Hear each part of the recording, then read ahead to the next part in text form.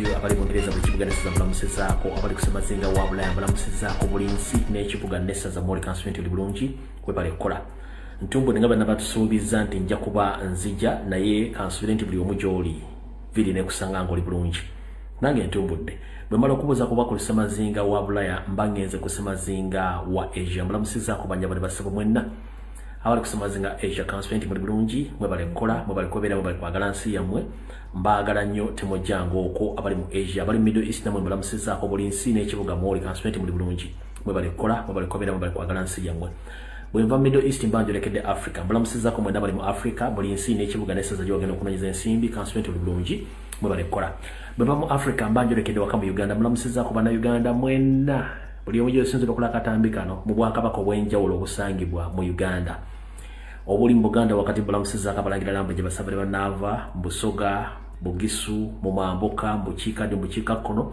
mwenna balamusiza Constituency buli bulungi mwebale kukola mwebale kwagala nsi yammwe fundikira ne mu Kampala mukono wa Kiso Entebbe balamusizaako buli omu wooli ali makaago ali ku simu yo mu kibanda mu saluuni mu katale mu arcade wonna wooli bali ku bodaboda mulamusizaako n'abali mu taxi nga mudde wa mubanga mugenda kukola wanga munyuse balamusiza Constituency buli bulungi mwebale kukola mwebale kubeeramu sawa yeyo 2 Lwakutaano endagaanyi mbambasazeeko temufaayo comment section ezo video banzijjako buli kyebaagala ne tujja tambulirawo comment section banzijjako buli kimu basekiraba nenze mbanja kutambulirawo ne bagamba bali buli kyebakola bagezaawo to distracting nga naffe tujja kubeera distractable yensobola kitujja ntukola videos mutubeerako kale ebisigadde byonna tugenda tambula nabyo nenze mumanyi nti sina kyendaba naye nga nja kubeerako nga twogera ensonga zino alright bwe mala babuzaako ngenda basaba mutambuza akatambi kano kikkakata okutambuza akatambi kano yonna gye kanaakusanga okatambuza okawo omuntu omulala asobola okubanga asobola okukawuliza kamunyumire wano olina abantu 10 sharingirako 9 akamu akasigala okatali ku page wa account yo atalina mugguukirwa access abe nga akola ki alabira ku video eyo ku page yo kamala okulabako wano ekintu kimu kubanga wano nakyesitegeera mbaye bano batya information nina kyenjagala okulabako wano kuba comment bazinzigyeko ne njala kusooka kulaba comment section wano njala kulaba comment section wano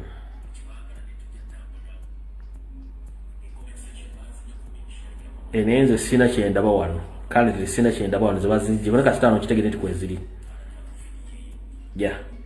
kasita mwoyo munda banenze wano sibalaba buli kimba abakikoze kijjako bujja ne tujja tambulirawo no problem bwe zinaamala zijja kwa appearinga wano tewali kyakukola njala tuyite mu bwangu olw'ensonga obudde tulina butono nnyo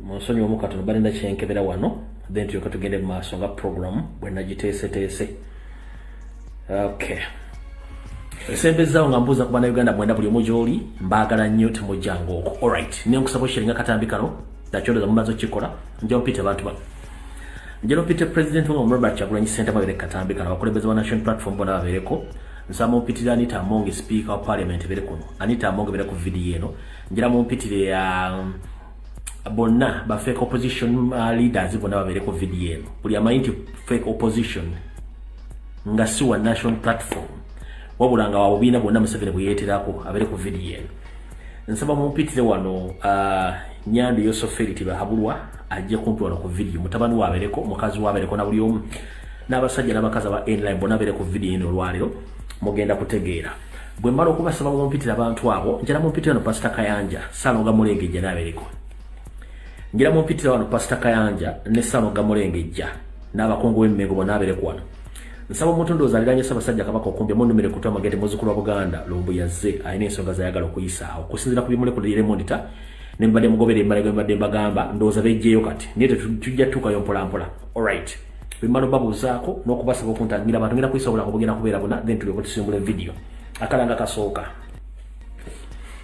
alright Bannayuganda abawangalya mu ggwanga lya Canada naddala bakulembeze saako n'abantu abagala enkyukakyuka bakutegeeza tebagenda teekayo okusonda ensimbi eza kampeyini ez'omwaka guno gwennyini nga guggwako n'ogujja nga za kutambuza kampeni za presidenti mpaka Entebbe mu Ntebbe bakutegeeza nti bataddeyo okusonda ensimbi nga bakiyise night and dance no Canada Diaspora Convention 2025 fundraiser dance and night which will take place on 12th July 2025 from 7 p.m. to 2 a.m. Canada time. Free entry. Address 2799 Watson Road, North York on M9 M2RO. For more information, please contact the leaders of National Platform Chapter Canada for more information about this fundraising of the forthcoming elections. Kale go enango mu ggwanga lya Canada bwagala enkyuka tukutegeeza nti bagenda teekayo oku sonda ensimbi za campaign z'omwaka ogujja oba naguno nga guggwako ez'ekibiina kya National Platform saako no President Robert Kyagulanyi Ssentamu akalango keeko. So mwine nnyo abantu abali mu Canada. Katugende Canada.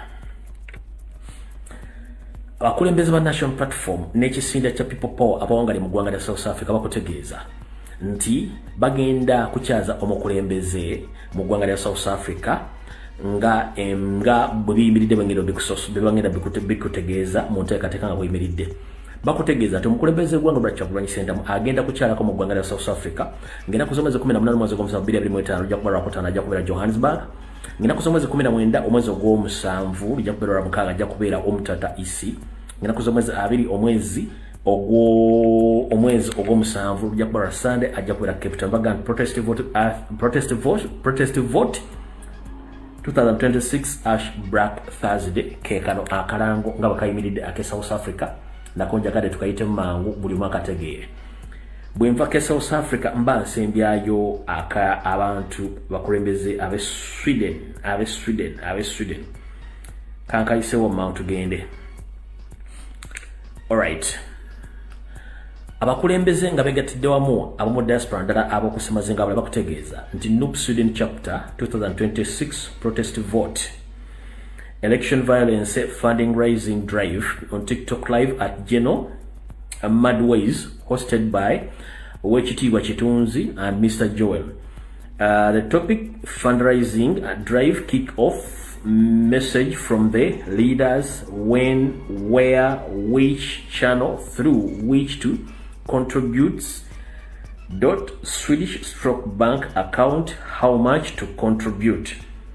Date 12th of July 2025, time 1930 Swedish time, 2030 UG time. Abakulembeze ba National Platform nga bali bawangala mu ggwanga Sweden bakutegeeza nti bagenda kuteekayo okwogera ku mutimbagano gwa TikTok ku page gye bayita eya Geno Madways era nga abakulembeze bagenda kubeerako Mwami Kitunzi ono nga ye EU diaspora leader, kugenda kubeerako Mwami Joel ng'ono chairperson wa Nup Swedish chapter bakutegeeza bagenda teekayo okwogera ku TikTok account yamwe naku z'omwezi 12 ndoza lunaku orange ku saawa zijja kuba saawa mwene ekitundu eze Sweden zijja kubeera saawa 2 n'ekitundu eze Uganda. Mubeereko mu bungi musobole okubanga mutegeera ensonga zino ku lunaku olwo keekano akalango k'abannaffe abakulembeze ba Sweden bonna nga beegattidde wamu. Alright, akalanga kasembayo kali personal. Nyongera okubajjukiza mwena mikwano gyange abaluganda bakola mikwano mwenna n'abali bamanyi omugenzi Davis Nsumba mu Wankatoogo yali awangalira Ennakirebe bwe twawumuza emyaka 2 emabega. Nyongera okubajjukiza nti olumbeere lwa kusumba mwezi 15 omwezi ogw'omunaana ate omusikaate kebekenkera nga 16 omwezi ogw'omunaana Makage Ennakirebe. Kale abantu b'Ennakirebe bonna Mawokota kyengera ku Mukaaga kyengera mwenyini saako ku Lukadde ewa Kolokolo ne bategeeza mwenna abantu b'e Busega mu Kampala wakati saako ne mu Ndeeba ku Butaala mwenna bategeeza nti omugenzi wakwabizibwa olumbi gena kuza omwezi 15 ogw'omunaana saako 16 ogw'omunaana omwaka guno 2025. Njagala bategeeza mbeewo mbungi temujjangu okumwenna mbatumiddeko. Alright, obulango buwedde. Ngenda bawa akalowoozo, ngenda bawa ekigula lugi, then tugende mu security alert ziri 2 nsengula information. Ekigula lugi kya leero njala kiweereza mwenda bannayuganda abasimbula ebigere ne muva mu Uganda ne mugenda okunoonya ekigulira Magala Eddiba. Mbatumiddeko mwenna era ntumira nnyo ku mikwano gyange mwenna bali mu America, abali e Bungereza n'abali e Canada saako n'abali mu Europe. Mbatumiddeko nnyo. Sagala kutera nnyo kumenya mannya olw'ebyokwerinda munaye manyi ensana ffe etambula egaludde naye nga mbatumiddeko mwenna amanyi nti okubirako essimu n'ombuuzaako n'onsindikirako message namwe abambeera mu ngeri yonna batumiddeko mbaagala nnyo for security reasons nsobola kumenya manja kubanga saagala baleetera buzibu naye nga batumiddeko mwenna benjogera nabo oba mwenna ababeerawo nga ndi mu mbeera etategerekane nga wendi so mbaagala nnyo bwe nvaawo ennaku z'omwezi olwali ziri 11 ezakunka ku mwezi ogw'omusanvu omwaka 2025 si bwe kiri nti katutandike n'ekigulalo gikyaleero ekigulalo gikyaleero njala kiweereza mwenna bannayuganda abali mu diaspora kitegeeza nti abantu abali mu Europe oba mu America n'omuntu ng'ofulumye n'ofuluma Uganda n'osala boda n'ogenda oba oli mu diaspora naye ekigulalo gikyaleero kigenda kukwata n'abako bali mu Uganda nammwe ekigulalo gikyaleero kibategeeza era kibawa ekyokuyiga njagala mukiyigire bulungi mu nsi muno tuli bayise era tuli mukka bokka kowa yagiviira naye mu nsi muno oleseemu ki ensi nno gye tulaba eno nsingazi nnyo bw'obanga okyalina muzaddewo nga kyakulabirira weesuneko era oyise engalo mu maaso nero n'omanya nti ensi ekaluba ng'omuzaddewo abadde akubeererawo avudde olujja okumanya nti ensi ekaluba naye era ennaku zisanga basajja n'abakazi ab'enkanamu njala kugamba muganda agenda gy'oli nti omuntu okubeera obw'omu kirungi nnyo kubanga ofuna emirembe naye ate kyabulabe nnyo tugenza okukigobera nti abantu abasinga obungi bafuna ebizibu ebyenjawulo mu ndowooza ne mu nneeyisa nga tebalina gwe bagenda kwogera naye okumuggyako ekintu ekyabaalimu abantu abasinga obungi bakomekkereza nga bafuuse ba victim ba stress oba depression nga tebasobola kweyogerako wadde okubuulira abantu muganda njala kutegeeza buli muntu mu nsi muno alina ebizibu n'ebizibu bisiŋŋana naye saagala osigale mu nju ng'oli mu bwomu nga talina muntu gw'oyogera naye newankubadde oyinza okuba wakyawa abantu kirungi nnyo okukyawa abantu naye okyawa nga weerekerezangamu at least ku bantu 10 b'obeera nabo funayo abantu 3 ng'osobola obbeeyabiza ku bizibu byonna babuulira oba nemuwanyisinganya ebirowoozo kijja kukuleetera okweggyako ekiniga saako n'obweraliikirivu bwolina mu mutima gwo kubanga ekkumi terikyawoomwo manyi mwenna abali ku kyabasinga obungi mubeera mu mayumba bw'omu era tugenda ano okubika abantu abafudde bambi nga bamusanze mu nnyumba ye nga yafudde naku 5 wiiki n'abamu nga baggwadde ne ku magumba olw'okuba nti mu nnyumba abeera mu bokka ekintu ekyo si kirungi nkusaba newankubadde nti weewala abantu nga balya emmere babi nnyo naye ate nkusaba nnyo nti obeereko atlist abantu bosobola okweyabiza osobola bbula ebizibu byo buli lwoba nga tosobola kweyabya eri muntu mubulya ekizibu kyo okomekkereza nga ekintu ekikuli okumpi kyosaliddewo okukusalira omusango ogw'okuyambako gamba omuli okwesula okuva ku bizimba ogwa wansi okwesula mu traini okwesula mu motoka okweyimbamu ogwakabugu saako n'okunywa obutwa eyo si solution buli lwoyogera n'omuntu asobola okukuwa ekifaananyi ekirira ku gwe kyobadde tolina saagala otwale ekifaananyi kimubulamu obwo kuba ne bona obutuse mu ggulu katonda eyakutonda gyali ajja kukubuuza lwaki watunula ku mukono ogwa kkono gwokka nga tutunuddeko ku gwa ddyo nkusaba muganda wange ebizibu ffenna tulina ebizibu ate ebizibu bisanga abantu tebigenda kusanga nte tebigenda kusanga mbuzi bisanga abantu ngenda kukusaba olwobanga olina ekizibu at least funa omuntu gw'okubirako essimu akuweko eddakiika 5 ku 10 munyumyemu oveeko depression eyo oba stress eyo at least asobola n'okukuwa solution oba okusalira ku magezi okusinga okusirika oyite mu bizibu ebyo sigamba nti abavu balina ebizibu n'abagagga balina ebizibu teri muntu atalina bizibu yosere ennaku zino alina ebizibu bitagambika kubanga akimanya emyaka gyemuwubidde akatambaala amutwalaganya emyaka 47 ate ensi emwagala kati ngoyala kumanya nti ensi erina ebizibu nyanda esoferi essaawa zino okumugattamu kigulalugi kabadde kakodyo essaawa zino bwe noba olina embuzi zo 2 n'embaata zonnya saakoko n'essekoko ezimaamira luli mbadde mulwana nnyo ng'okufuna invitation okusanga yando esoli musinkane mwogera nene okatokola kyotukola nsobi gwe banga olina embaata zo 2 embuzi zo 2 n'essekoko ezimaamira nga ku kyalo bakumanyiko nti gw'olunula buntu obwo ojja kuba olyawo nga nyando atuuse ku lujjulo ng'ayagala okukulambulako by force kitegeeza naye ali depressed oba alina stress mumulaba kutambula gwe soko otule bukyanga ajja mu buyinza mukuva mu 86 yali atambuddeko okutuukaawo nyando yali asinkatanye okuba individual nga basinkana nayogera ng'abaagazaaki olw'okuba nti ebizibu bisanga basajja ate tebimanyi nnyumba mbi nyando naye alina ebizibu essaawa zino kyobola kanoba olina embuzi zo 2 enkoko n'essekoko nga zimaamira teweetaaga invitation nyando ojja mufuna kye bayita pressure. Does the pressure increase or decrease? Kyenkugambye naawe omuntu obeerayo pressure n'ekudecreasingako oba neincreasing nga tasobola kwogera na muntu yogeranga n'abantu bakuwulire oveeko stress eri. Solution si yakwetta si yakwemba mu gwakagobo no funa abantu mu bulamu bw'osobola okuweyabiza abantu ne baba 3 bokka at least osobola okuba ng'oyita mu kintu ekyo. Saagala kwenyumya na kweyogerako. essimu yange ey'olukale mugiraba wadde njiba wano okuba masimu okuteekako bye mwagala oteekako naye abantu bangi bayitiddeko okunneebuuzaako ne mbwa ku magezi amatono ge mba nninawo era ogenda okuli oluvannyuma lw'omwezi nga kati gundi wannyamba mu kino waŋŋaba bwoti kino wampa amagezi please ekizimbisa omwesi ku kkubo okulagirirwa toddeeyo ng'oli stressed oba ng'oli stranded somewhere mu kintu kyonna ekisaana okulowooza n'otabaako omuntu gw'okubira ku bantu bakuba ku magezi osobola okuyita ku kintu ekyo kyekibadde ekigula lugi kyaliro kale katusimbule ne security alert. Alright, abakulembeze ba national platform mu ggwanga lya South Africa mbalamusizzaako mwenna gye muli constituent muli bulungi mwebale kukola mwebale kwebereramu.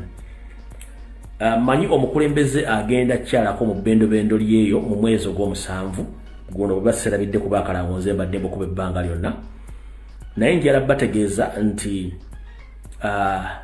eri abatamanya ngamba bangi abagezezzaako okwegenjinga n'abantu abali mu South Africa okulaba nti bayinza otuusako omukulembeze obuvune. Ngenda kusaba security team enegenda omubeerako saka abakulembeze mwena mubere careful nnyo olw'ensonga eyo olwaki nti olunaku lwa jjo oba olwaleero if I'm not mistaken n'omukyala namyala agenzeko mu South Africa yonna sinkana abantu eb'enjawulo ekimuleese sikimanyi wabula abaddeyoko agyali mumanyi nti bwe bamanyi nti kyaguna yagenda making sure they compromise each and every person okulaba nti batuusa ku muntu yenna obukyamu. So njera bategeeza mu n'abakulembeze bali mu South Africa abakwataganya ku security team ya president omukyalo nali mu ggwanga lya South Africa abantu byasinkanya bamu wa video mbadde temuzirabyeko ne abamu byabasinkanya era n'agaba ne ku ssente mu security ya lati ya leero njera bagamba ffe abamanyi ebyokwerinda n'ebyokubega buli kintu kyonna kyo bakuwa kiyisengamu eriiso okitunuuliro kyekkaanye oggyemu amazima era ku nkomerero yakyo bwe kiba tekiri mazima okireka naye nga oli okyekanyiza nange yenkole yange sisobola kuba nti omuntu oyo azze mu South Africa manyi enkola ya Museveni ne muyisaako amaaso kubanga etalinayo business ki ekimuleese nga ne president agenda kubeerayo mu nnaku ntono nnyo kitegeeza nti ayinza okuba nga azze ng'alina ekimuleese nga kigatta ku bigenda okugenda president mu kukyala kwe oba ebirala kati mulabe abakulembeze ba South Africa kano ka video njagala kaba kuba n'essente zaazigali mu dollars so mwebeereremu ke kano ka video.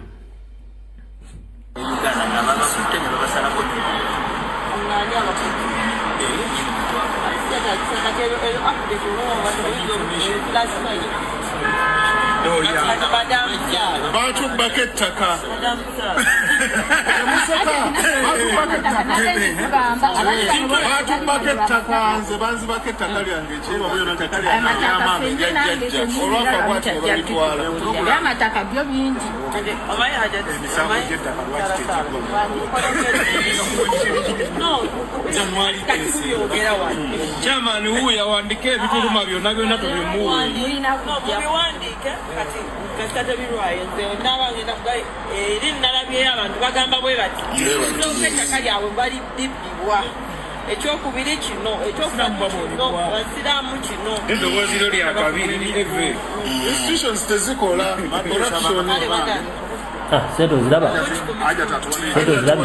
wasoma hajati sente oziraba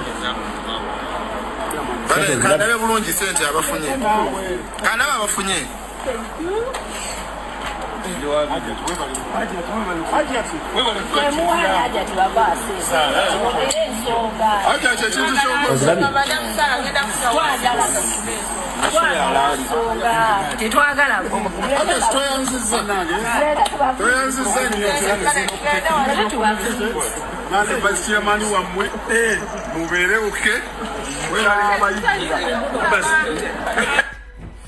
So kyembagamba nti pay attention to details nze buli kintu kyonna ekikwatagana ku president n'abantu abagala omutuusaako obulabe nkiwa time n'ekyogerako. So kati abakulembeze ba national platform ggwanga lya South Africa mbategeezeza ku move oyo omukyala gyali sente zaazigabe n'abantu bagenda osinkana sibamanyi abalala njagadde obbaako ku bujulizi obulaga nti mwali era basinkanyeko abawadde ku ssente mubeere nga muli aware about that. Eyo security alert esooka. Security alert eyokubiri. Ekibiina kya national platform n'akakiiko k'ebyokulonda mbalamusiza constituent muli bulungi bateekawo platform ey'okuba nti abantu baleeta obujulizi ne mbabatera ku meeza musobole okuverifying naye akakiiko k'ebyokulonda aka national platform mwegendereze nnyo eri abantu betumutamanyi nga tebadde mu kibiina nga babaleeta naye nga ate mission zaabwe nkambwe nnyo katulole kamba gireyo mu mutegere bulungi nnyo mutegere omuvubuka ono gwe bayita Kabuye Isaac ono oyo si waffe ono muvubuka si waffe oyo si waffe Kabuye Isaac ono si waffe njalo tegeza mwenda bakulembeze be Makindye njalo tegeza akakiiko ka national platform ak'ebyokulonda n'omukulembeze mwenna ono si waffe ono be bali mu group y'abampuuga ey'abamayiga bamulese kucyankalanya lwaki bamulese kucyankalanya mpuliriza bulungi nnyo omuvubuka oyo Isaac Kisekka mutabani wa Kawoya Mubaraka gwe nabalagako yono wano era abadde ali ne Haruna Mubiru omula bulungi ono ekitaawe omula bulungi nnyo ye kitaawe oyo musajja wa DF wa ADF musajja wa mayiga basajja ba NRM nambagamba ddanti ono state agent era omuvubuka oyo mu meeting eyatudde olunaku lwadde lwa kusatu yatudde ku restaurant ya Haruna Mubiru Haruna Mubiru tumugamba nti akolera state nga yeewakana mu meeting gye batuddemu abantu okuli okitawo oyo mwana n'abantu bonna meeting gye badde bateesa kujjawo candidate gwe bayita Kigozi Hamza Bakari owa national platform meeting gye batuddemu yabadde yakujjawo candidate eyesimbye ku kadi ya national platform naye bamuyita Kigozi Hamza Bakari nga yono kati comrade Hamza Bakari wonna wooli ono ye Hamza Bakari Kigozi wonna wooli wegendereze family ya Mubarak Haruna tekuli bulungi baagala kujja by all means meeting yabadde teese bintu bino byonna yabadde mu hoteli ya Haruna Mbiri Kitooke meeting yabadde kati mukulu wegendereze bono bati wegendereza bano baagala kujjawo bayiseewo mutabani w'oyo musajja kati ekisinga okunnenyamiza nga bwe nabagaye mu katambi akawedde nti okunnyonnyola bannayuganda n'okubalwanirira ogulamu poloti mu lutobazi nti enkuba bwe banga etonye nga biseera by'amataba ojjayo ebintu binodda ku lukalu then amataba enkuba bw'ekya noddayo boto bw'olina okuba okulwanya bannayuganda embeera gy'olina okuyitamu mbagambi biseera bisinga bannayuganda bafudde Bungereza temumanyi kibase n'abafudde mu Amerika bafudde kane mu Europe temumanyi abantu bamuyita Abaganda muyita abantu bammwe be basinza obbaleetera obutonde babatta ngenda kulaga ekifaananyi oyo mukulu gwenjogeddeko abeera ne bampuuga abeera ne bayiga ne Bungereza ajjayo era lumu yasinkanako bali ku ttiimu yagenda ne Sanoga Mulengejja mpaka Bungereza ekifaananyi kyekino kati ovula mukongoka nga temumanyi yoyo wano mulaba bulungi nnyo yoyo kati ono ezo zira ttiimu ezo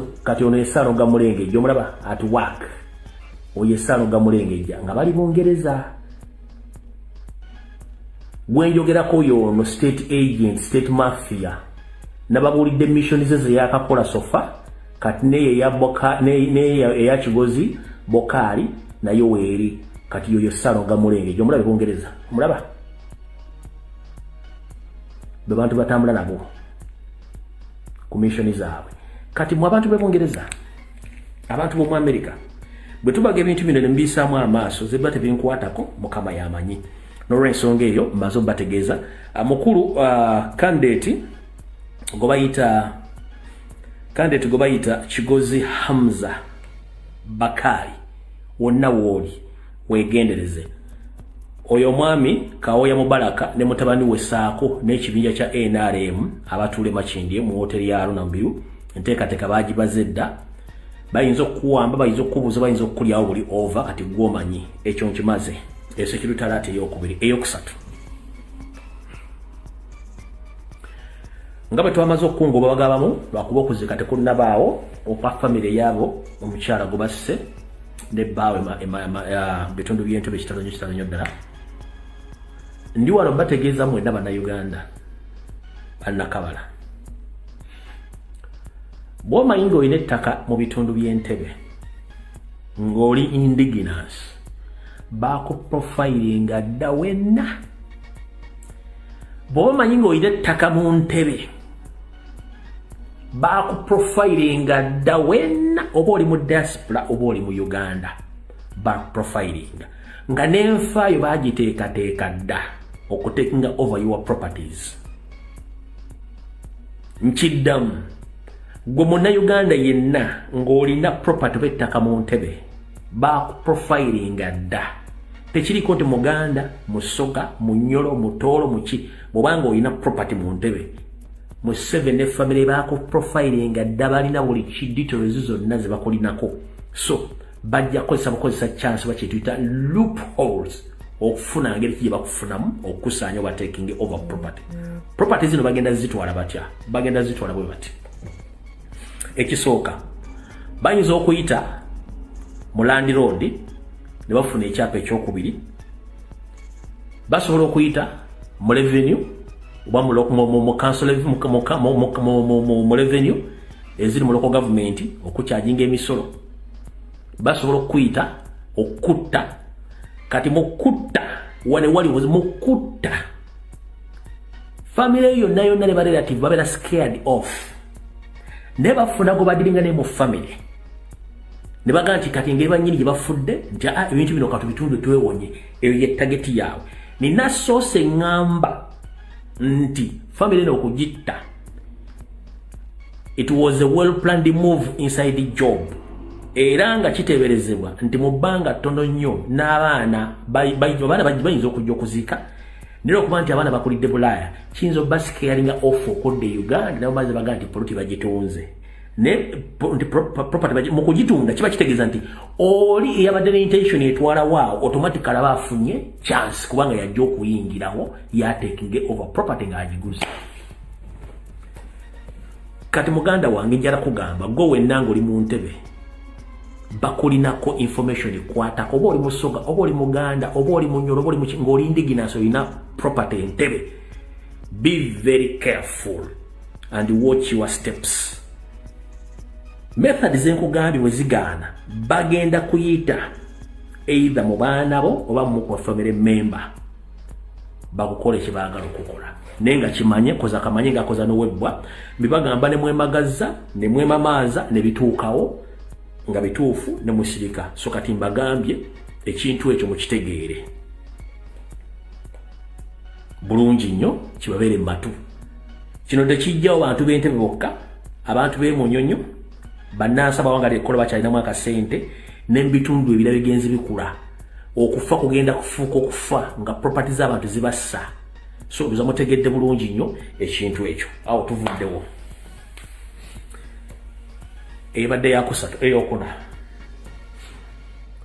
mwala bulungi nnyo obutambi bwadde butambula ku social media platforms enjawulo nga National Reverse Movement oba Robbers Movement bagenze ku Kitebe bagenze ne bawamba ettaka okuliraana ekibiina ekikulira headquarters za National Platform mbono bagenda kuzimbawo ekitebe kyabwe kati poloti eyo ndowooza amafuta ge gajawula amafuta agatera okubeerako nnyo abasajja ba SFC babeeraawo kati waliwo poloti eryawo gye bakubyeko ebibaati NRM yagiwambye naye nga bwe bagenda nti baayisemu omuddo ffe ali mu family gwe baayiseemu okutekinga over property eyo omanyi basooka ne bakola profile ku family yo ne bamanya ani alina obwongo obutono ani atasobola kuresistinga ssente ani atasobola kuresistinga intimidations nti oyo gwe bateekako focus kati mwene mbeera mu Rangos ne bamuwa kyekyokukola n'atandika obba kyankalanya ekivamu nga batekinga over kati bakozesezza omu ku ba family members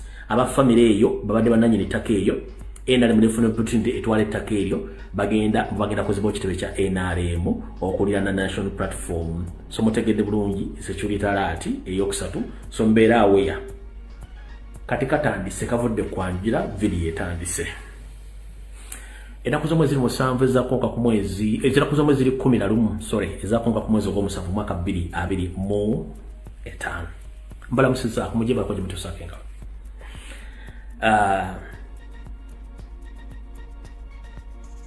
okuwangala kuno kukulabisa ebinene. Ndi wano okwebaza Mr. Robert Kyagulanyi Ssentamu eke Bobi Wine. Sebo okulamisizaako wonna oli constituent oli bulungi. Ejjeba nako gy'otuusaako engalo.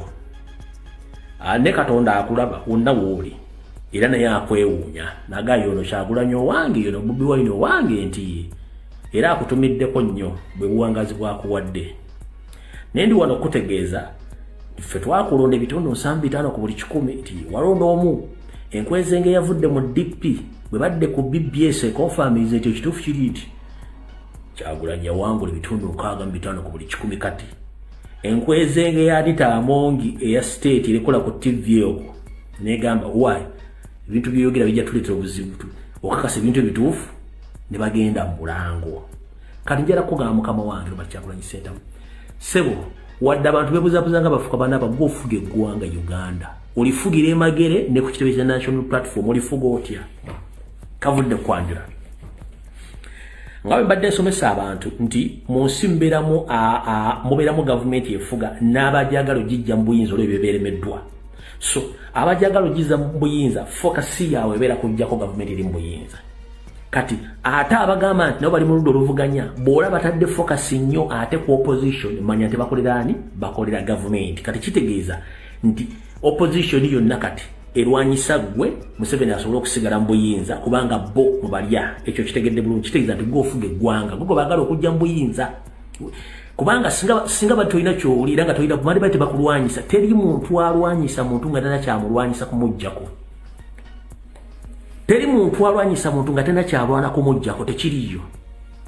Kati Kyagulanyi njagala ogumya omutwe ng'emmale. Buli kikolobero kyonna kye bakolako kimanye nti bakikolako kubanga olina obuyinza olina amaanyi. Ofuze Museveni ne famire n'ogifugiramu.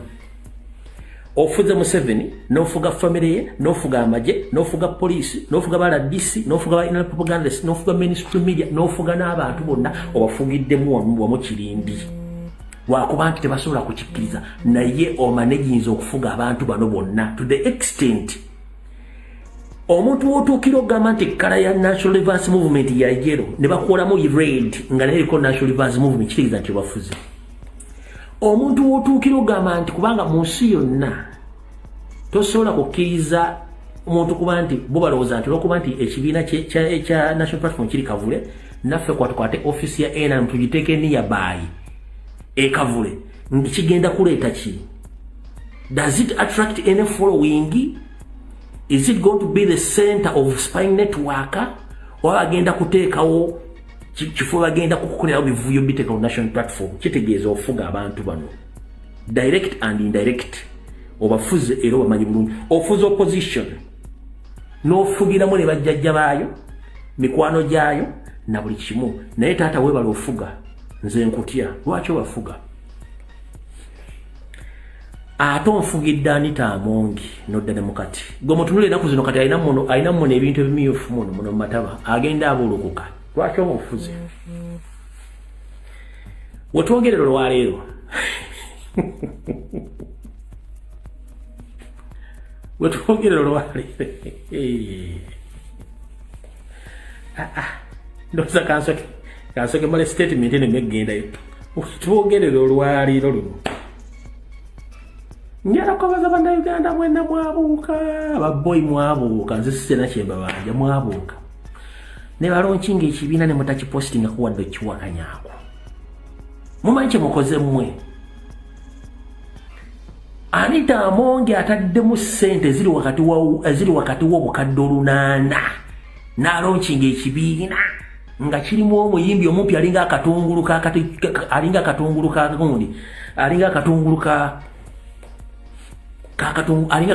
chumumpi bwati nga yagudde ekibiina muganyo kyogera kwadde okompoleeringa konti twabategedde ne bantu mu bannange lwaki mulumya abantu. Nze mbeewuunyiza olwaleero era kyobula sipostinze sikomentinze kubanga Kyagulanyi afuga.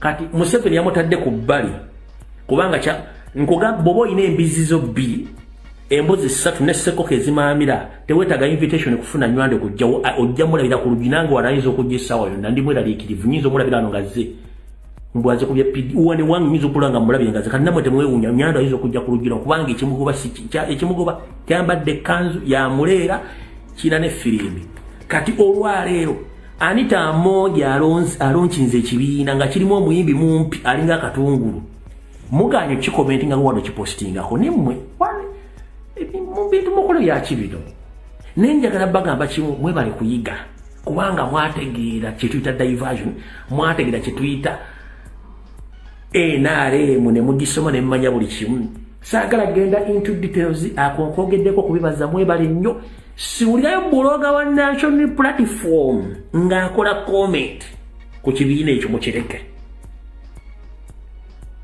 mama tata ngenda kusaba ng'oli bloga togeza n'okola comment ku kibiina ekyo kabeere president waakyo omumpi alinga akatungulu totegana nga mukikoze emisana gino mutakyogerako mukireke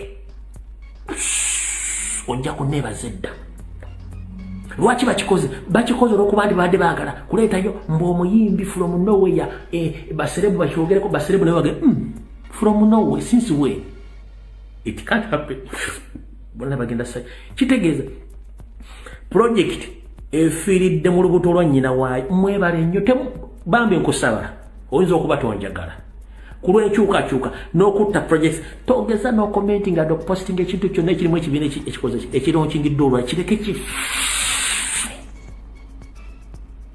bambi mbeegayiridde bambi waliwo omulala agenda okujja wiiki ejjo wa wiiki eno munyagwa naye agenda kujja naye temunyegako muleke bulungi nnyo mwebale nnyo mubalire ddala mwekubire mu bugalo buli mwanya soda ku ssente ze tujja basasula balansa n'abafuuse ku ssente za fundraising za struggle nga tuli mu Uganda empyanku buli muntu yenna atakomentiza atapositiza atogedde ku kibiina ekyo kirap your hands era webali nnyo balire ddala tokyogera nako kubanga oluvuddeko kamera nekizikirizawo naye nga project ya Anita Amongi kati ne project endala ono lulume bayiga jjukira teyavudde mu DP mukama we Anita Amongi yamusindisa gye yegatte ku PPF era neyegattako kyova olaba balina airpule ku project zaabwe kuli BBS ne CBS naye ali eyo atagala kati njala bebaza mwebale nnyo obutayogera ku kintu ekyo mukirekete mukinyegako please mukireke oyo Kyagulanyi yafuga lwaki yafuga tusimbudde ye lwaki mwogerera lindako wacha wewe lwaki mwogerera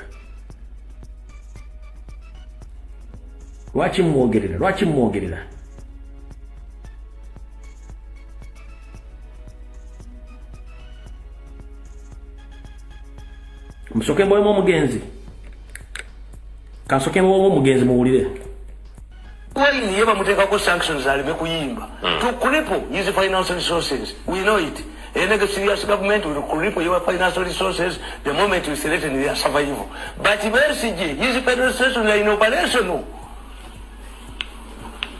ngolabe agawerekeka BSG ntwezago you see the difference Bobi Wine yes BSG is in operation negwaduka ku family tebali akoya dembuzemu is part of them yetalimu kukomera musajja bakuba motoka ya wali iteka ko butimba agamba mu isabu bi tomanye security dira omusajja ne muteka mu kukomera aketa abalimu bali bali tasefu abuze BSG agenda mu kukomera aketa abali mu kukomera alwayo agwe kole byabesije byakola akole byabesije byakola labengo navayo kole byabesije byakola oyo mugenzi atakatambika akatambika kadde mukawulidde bulungi nnyo kati ka video k'omukulembeze basikataddemu wano nkerabidde ntya messi wano baloggendako wano mwaka yeevu njakuwa mwaka yivu ntunule nabaganze mukusimula sina yankwatira nsawo nsimula nange nimanye okwesiimula olw'olumu akankasiimadde kekana nyinza kuba sikataddemu wano mwaka yivu wano naye ndowooza nja kkafunana n'abankafunye naye nyongera obbategeeza nti omusajja ali mu kufuga abantu bonna bafugira mukati bw'amaze bafuga n'abateeka kiki ekizeeko Museveni Salimu Sale Anita Amongi bali mu kueditinga ballot paper bageditinga batya naye njagala akantu kano wetulaga okozesa obwongo bwo era buli kintu kyonna kikotinge bulungi wano Salimu Sale Anita Amongi Yoseri Nyando ne mutabani we bali mu kueditinga ballot paper batya one ne mu kueditinga ballot paper ne sente zibagezaako okuspendinga nabagamba sell a cow and educate a cow, sell bihogo and educate bihogo. Tebalowooza before they act, balowooza after acting, or balowooza after making a mistake. Kati kamba somese kyebadde bagenda okukola kyebakolanga abantu bano bongo balina butono. One, bagezaako kueditinga ballot paper. One, bagezaako creating ebibiina ebingi nga birina slogans byagala kwefaanyiza symbols za national platform colors ne titles to confuse Ugandans. Bagezaako nnyo okuteeka ebibiina by'obufuzi nga bina langi zefaagaza national platform amanya nga geefaananyiriza nga kyebageza mbubaagala confuse gabanda Uganda ku lunaku lw'okulonda naye emitwe gye bakozesa okusala ekkubo n'okufuna visa ogenda ebula n'okulinnya ennyonyi gye bakozesa kati bagenda kuteekawo abantu abagenda okujja ku ballot paper bayinza okusukka omukaaga oba okudda waggulu bayinza okusukka omukaaga oba okudda waggulu n'okutuuka mu 10+ bayinza okuleeta abantu omukaaga ku 10 oba plus naye nga bonna basi bamatayi gefaananyiriza kama myufu ebintu bakola bifaananyiriza bya national platform bina nga baagala kukola kati kyebaagala okukola okweditinga ballot paper batya gobadde okimanyi ente ezo ziri mu kunoonya abantu abalina amannya ga Kyagulanyi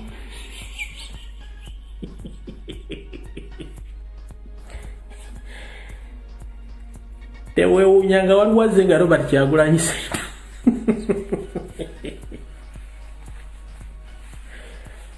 awula boy wange ofuga teweewuunya nga waliwo azze nga Robert Kyagulanyi teweewuunya nga waliwo azze nga banoonya abantu babiri abalala bongereko nga balina amanya ga Kyagwa bongere ku ballot paper nkuba teweewuunya nga ballot paper jiddeko omuntu amwita Kyagulanyi oba Bakyagulanyi babiri nga bagiddeko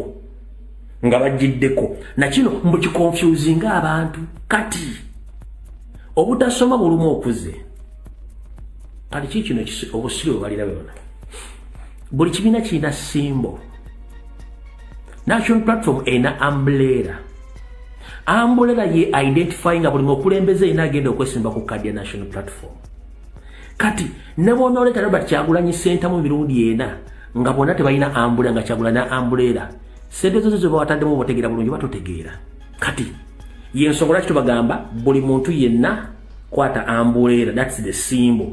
Kati Nyando Yosuferi muganda wo Salimu Sale Anita Amongi ne muna creatinga political parties neziwere kinana zana zijja ku ballot paper. There is a difference between Kyagulanyi Center and national platform plus their symbol. Tewali kibiina kyonna kisobola kuwebwa umbrella nga national platform mugikozesa. Musobola kweditinga ballot paper ne muletako Bakyagulanyi abalala ne muletako bemwagala naye symbol eya umbrella temusobola editinga kuteeka kibiina kira kiwa symbol ya umbrella. That's the different. Mukozesa mukozesa emitwe gyammwe okitegera ffe tuli ba umbrella. So njagala basaba mwenda okuva n'olwaleero ngenda kuza omwezi 11 National Unity Platform stroke of people power. That's the only opposition political party. The rest political parties, they are working under the supervision of Museveni. Alright, nakuzo mwezi ziri 11 mwezi ogw'omusanvu 2025. Ekibiina kyokka ekirwanyisa Museveni bakiyita National Platform. Ebisigadde byonna biri under Museveni, under NRM. Nga ne ssente zaayita obuwumbi 3 plus n'endala zijja. Okuva kati okutuuka mwezi ogw'omunaana wagenda kuva ebibiina ebiri mugenda okulaba nga bigenda kujja. n'abagenda okubeera independent nga beegana ebiina bagenda kujja bonna nga focus yabagitadde ku national platform, which nze nganze omuntu kimpa amaanyi n'essuubi okulaba amaanyi ga Kyagulanyi n'amaanyi ga national platform gayimiridde ludda wa. One, bw'obanga ogwo omusajja muno lekanga mwezi n'akozza from day one Kyagulanyi wa NRM, Kyagulanyi akolera Museveni, kati ate baba akolera Museveni era nga wa NRM, ng'ate lwaki mukuba project yammwe? That's the big question. Ate project ya mujijja mutya kufandiza ki eziri mateeka na mujijja kufandiza fund eziri mateeka nga muga project yammwe okuba otya ekintu kyo, okuba otya omwana wo gwozaala amula okuba yafunye olubuto bw'oba sigwa mufunisiza olubuto, okuba otya omwana omutte. Kitegeeza bano abantu badde balowooza bannayuganda basiru, bannayuganda si basiru.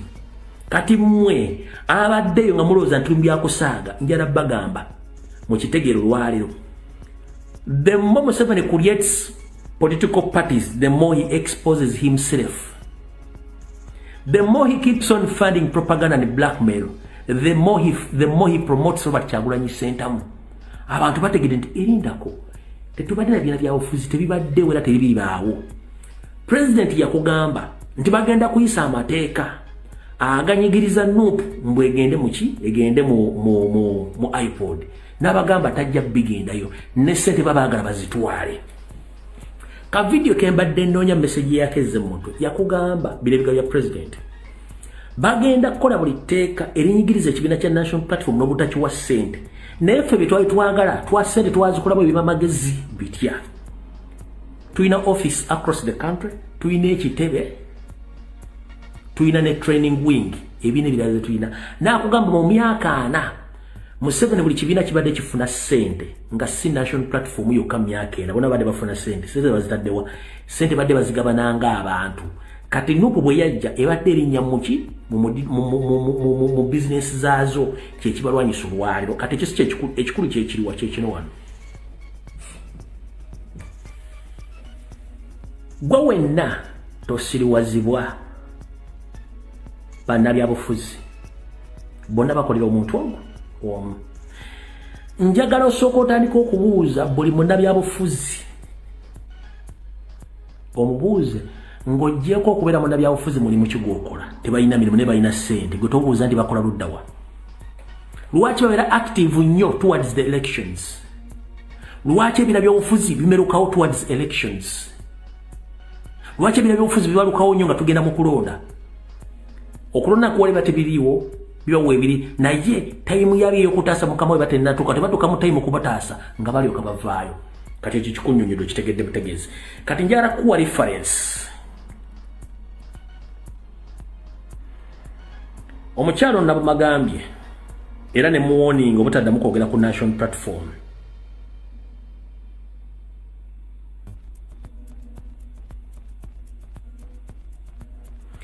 Naye ka video kano kaddakiika ka second 55 bwe yabadde ku TV yagambye nti ye mbu Kyagulanyi yaleetera kaadi mu maka gange ne mugamba prove me wrong olete video ng'olaga nti Kyagulanyi yakuleetera kaadi. Ekyo yakizannye nga ayagala kuteeka president waffe wansi nti president ekibiina kya despite nga kina mu lugendo tugenda kusimbawo mu ne bamuleetera kaadi. That was wrong. Ne mbabuulya byonna ebyamuleese ne byaliko ne bibategeeza. Ne mugamba dde mwayasame nja mulaga. Naye kati video yadde part of ziri nadde sigibazannyidde. Era nabagenda nti agenda kujja independently naye nga njagala proof balaga ekintu kye yabadde ayogera. Naye jjukira y'omu kuba members aba SDP era yayina n'omutima gwa SDP, yayina constitution buli kimu. Kale teragamba nti wa national platform atakugamba nti agenda kujja independently era naga nti ebibiina by'obufuzi tebirina mugaso, tebirina kye bisobola kukola. Kati nga weesiga mukazi ng'ono wulira manze nkuwa obujulizi wulira. Nagayina Bira Sempala omukyala waali Lord Mayor candidate 2026 Kampala City. I'm coming back, but right now I'm just seeking the mandate of the people of Kampala. I don't think parties are serving the interests of the people. And right now I want to come as an independent to have issues of Kampala addressed instead of hiding behind political parties. sikuwa information esikuwera ko bujulizi nabagambye ku Lwokusatu nti agenda kujja endi bwannamunigina ku ssente z'omuwomusulo nga salimu sale ya aleese n'ebira nabibagambye byonna edo video yagikoze eri ku party ziri tannakola video ndala kuba namugambye ajje kyagulanye mu kamwake n'ekibiina kya National Platform nja mwangula noza kati mutegedde agembo seeking permission eri bannakampala mu obuyinza mama gende wannyo ko bwa kita wa seeking ko permission bakuyambe ffe tuli paako wakuwadde nkwezenge twakowa kitwetaaga kumanya oyo mutegedde bulungi nnyo we mutadde nkulayira tosobola kufuna de 1% wadde nga mission yabaddewo nti ogenda kujja independent bakozesa amaanyi ga state okulangirira ebisigadde bigwire mu kooti tojja kufuna de wadde tojja kufuna de 10% tosobola gifuna ekyo nkikulayirira nina kugambye nkusanke watu wona ngomanyira kyagwe baje bekira National Platform tugenda kwabika ekyo nakikusuubiza njagadde abantu bategeere kiki ekituufu kyali eri mugundi mu Canada namaze dokora research yange nkyakola ku bintu byo nja bitegeera bulungi nnyo ojja okutegeera kati esimu zaako ngalo mumaliriza bwe mmala oyo nyongera bagamba nti okusonda ensimbi kiri mu mateeka mu nsi yonna kikkirizibwa Mao just alina akasajja video muzirabye ziraze obujulizi ti Mao alina akasajja ku Robert Kyagulanyi Sentamu kati wano wenjagala nsooke mbuuze ekibuuzo kyange kino wammanga mpola mumpulirize bulungi nnyo Nyandi Yosoferi yatobba akalulu season ewedde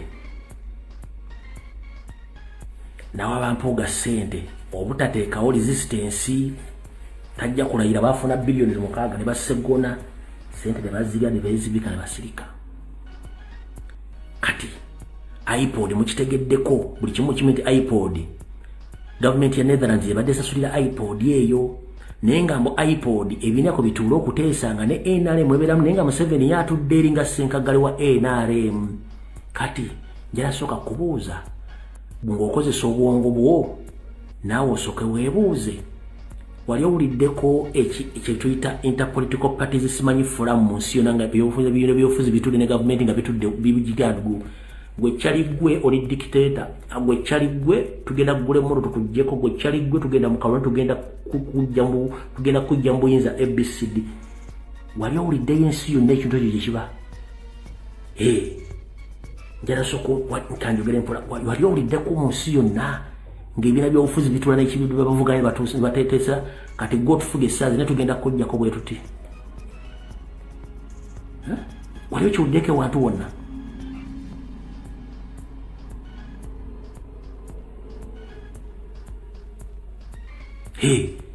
anti gibayita iPod bwemuntu nemwogera ku dialogue ki g'otudde Nyando atudde wali ebina bina bitudde maaso ng'embira bwe biti bitudde maaso g'atudde asazzeko n'okugulu bw'ati ne batandika omanyi ffe tuli ba DP tugenda kujjako bwe tera twetaaga nsimbi tugenda kulwanyisa bwe tuti wali ekiwulidde mu nsi kitekiriiyo kati bano abasajja Kyagulanyi yabategera agamba ntayi nze sisobola kugenda mu bintu bya kisiru bya kidongo ate ngende ntule n'oli gwe njagala okujjako muwulire nti ngenda kujjako bwe nti waliwo kirabyeko nawe ate mutubalemu amagezi waliwo dde ng'omubbi yenna omutemu kabere Nyando wano nze mu expose nga ku bantu bagenda okutta abamu n'abatta abala n'ati obbatta kati waliwo ddeko Nyando ng'aga muntu ngenda kutta era ngenda kutta bwenti kati gwe kubwongo obutono obwongo obungi ennyo mutandika kutyoga ne mutudde ne Museveni mu interpate ku Waluzon Smith zikobeze bitya mutesengere gye mugenda omujjako kolakikola makulu muli babbi mugenda kubba banka kino kyakulabirako ne musooka muyita banka manager ne mutuula ne mugamba banka manager nti good banka manager wa Colony Bank wa Centenary ntiye anti naffe tulina microfinance waffe ne tulina ababbi waffe katuba twagala kutuula tumanye tugenda kubba tutya waliwo kyowuliddeyo ekyo njala sooka kubuuzaamu nekozesa omutwegu mutudde wali muli opposition mu opposing okujjako omusajja mutula ne ku mmeeza mukulu kati ffe tuzze wano olw'okugamba oba tutya tugenda kujjako naye ate era gweolina otuwa ssente zikujjako naye n'ababuulira nti kati tugenda kukola bwe tugenda kumuzijjako bwe muti wali okiwuliddeko tikiriyo sooka njala mufune ku bwongo President Uganda ogenda yayina ensobi ye Kagugube from day wano yagaana abamanyi kyalo kibayita Kagugube mu Kampala Center matumiddeko yagaana Kagugube yagaanirawo kati buli gora banga agenze mu iPod meeting ne obina bakuliyetinga eyo project ya Museveni 1999 tobuuza olakabira bakazi bajja bagala ku musajja omu baberamu n'akakuku era bosanga bakazi bajja batudde babiri bateesa nga musajja awe nga takimanyi bwakimanya akaagera kusengu encha tabeerawo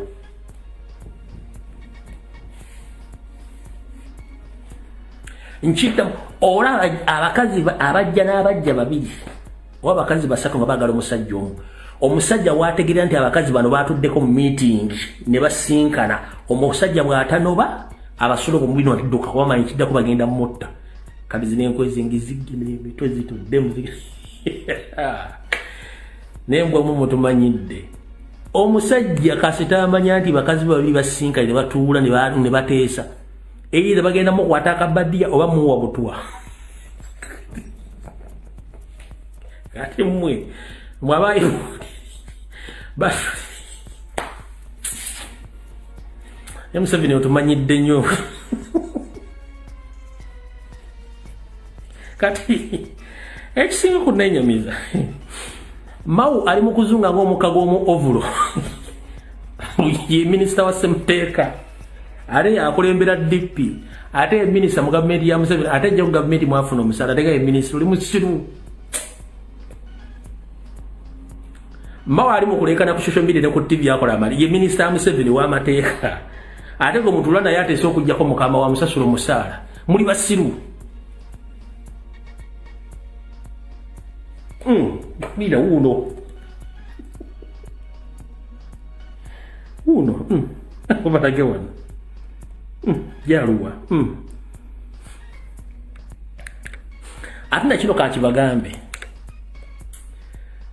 kasitola bango omuntu badde omugoberera mabega byonna nga tayambala galubindi oba nga ayambala bugalubindi buno obuyitamu buno obwakaleesi buno obuyitamu ng'omula bulungi emmunye kasitatanako kwambala girasi zaaba okibawo oludingi ng'ayingidde nemanya nti kati mutemu mbega abatayagala mulaba mu maaso nebbugu mulingi kasitola abo omuntu ng'atandise okwambala sani gagozi zaawo ezino ez'okyawodingi za bbulaka manya nti mafiya kati wulira ono ne minisita nno yayogerera wulira si kyabwenkanya gw'okweyagaliza nti gwe wekka gwowa opposition ate ng'ebibiina ebirala wabisangawo obwo bwa dictator bwennyini n'ekirala otuma abaana abato bavuma abakulembeze banno gwe nga weekwese ate okozesa bulimba amazima gali nti ekibiina kya nuupu kiri ffe njagala abannayuganda bamanye nti nze banvumye nnyo mu Uganda buli atakanya nange ampaayiriza oyo bamuguze simanya akolera NRM. Alright, Mr. Nobati Maobe, ogambye mbu Kyagulanyi asindika abantu okuvuma gwe tovuma kyekisooka ekyokubiri bakuwayiriza mbu okolera NRM oli minisita mu gavumenti yaki si ya National Reverse Movement kati oyo nga mutula naye mu iPod ono avuganye mukabe mugembo ngenda kujjako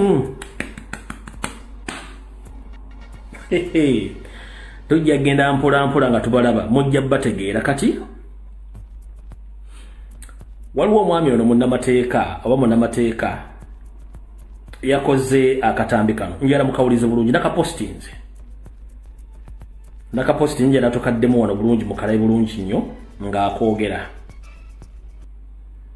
kasekendi kadakikemu ne seconds 15 kubanga nze video zenkola njagala oyigiremu oleme genda ku TV za Uganda bakuba YouTube bakuba bloggers nga bakubuzaabuza nkiddamu saagala ogende ku TV ya Uganda oba munnamawulire nga we Uganda akubuzeebuze ndo wantu kuwa amazima ekisookera ddala emyaka 4 Museveni gyabadde mu buyinza buli kibiina kya byabufuzi kyonna kibadde kifuna ssente eziri mu mateeka nga Nuupu badde ezifuna tewali kibiina kibadde tekifuna DP badde efuna ssente Jebe badde efuna ssente FDC badde efuna ssente n'ebibiina byonna badde bifuna ssente Nuupu yakafuna ssente emyaka giri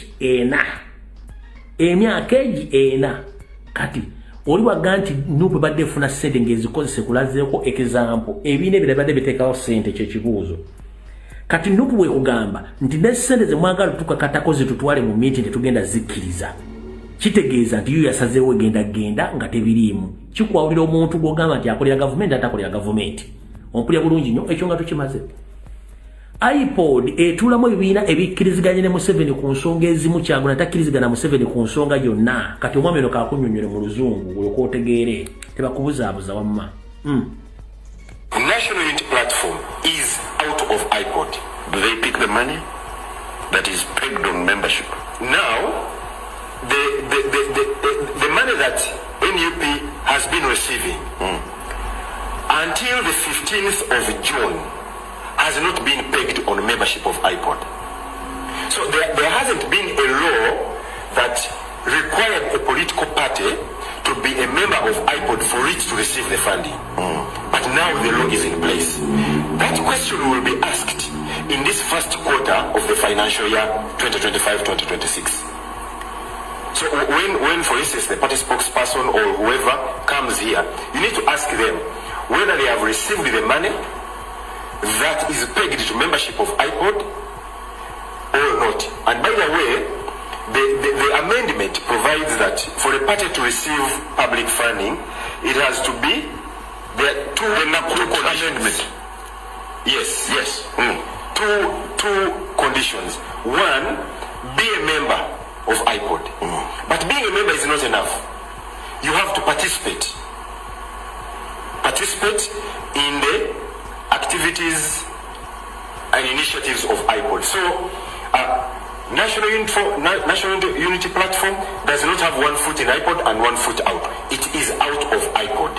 As far as picking the money they have been receiving as at the end of the 2024-2025 financial year has been in accordance with the law, which at that point did not mandate them to be members of iPod.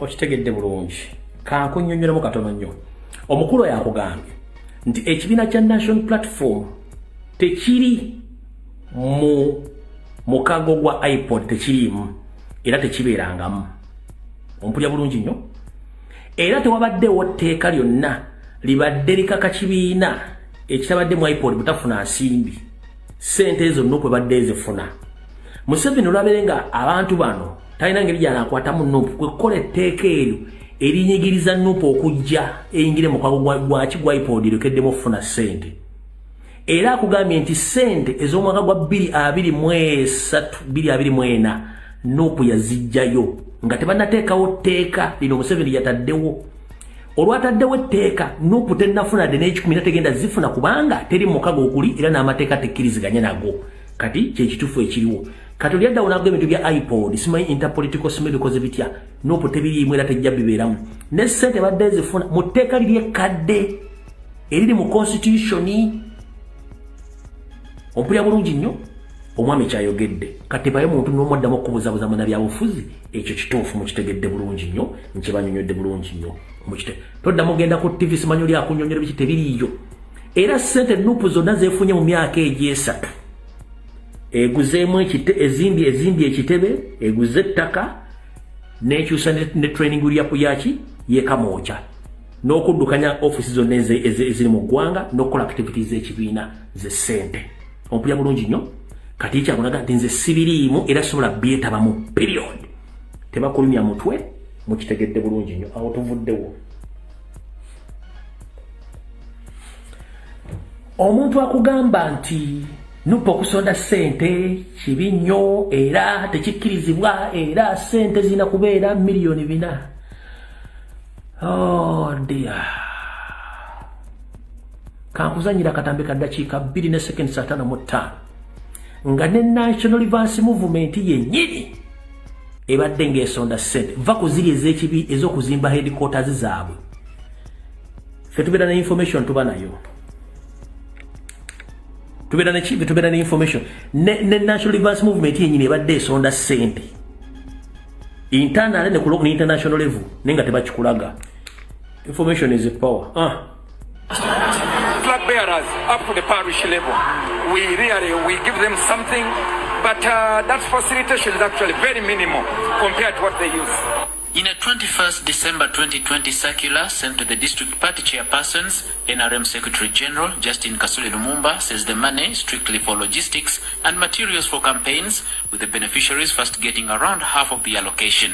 The party says candidates will be given money as follows: directly elected MP, 40 million shillings, district woman MP, 50 million shillings, national MPs for special interest groups, 80 million shillings, and regional youth MPs, 60 million shillings. The category will also get an additional 3 million shillings reimbursement for money spent on nomination.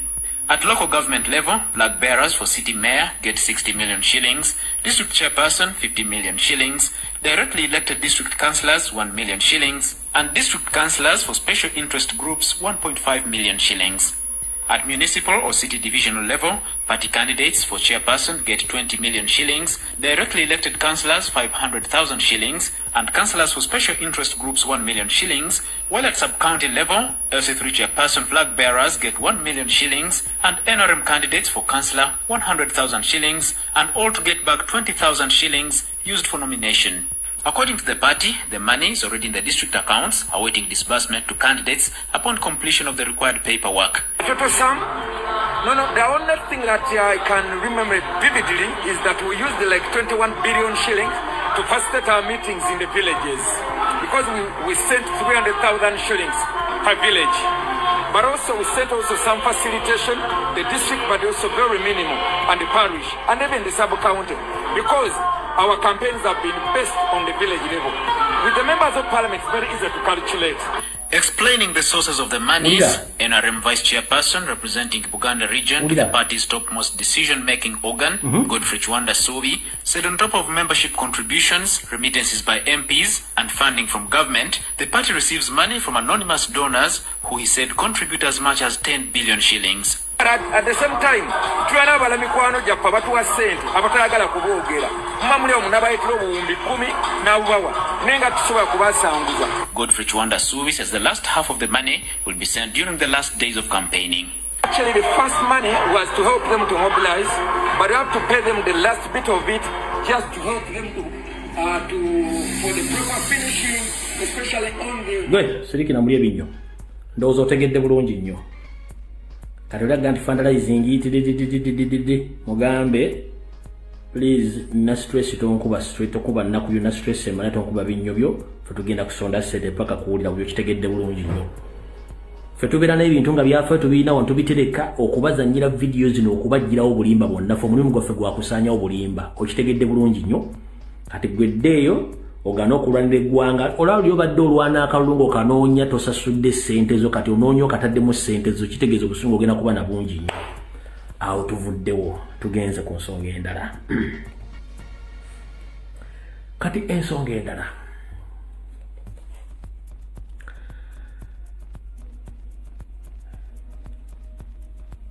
okumanya abantu abakola ne Museveni tekikwetaagisa kugenda wala nnyo ennaku zino. Lwaki?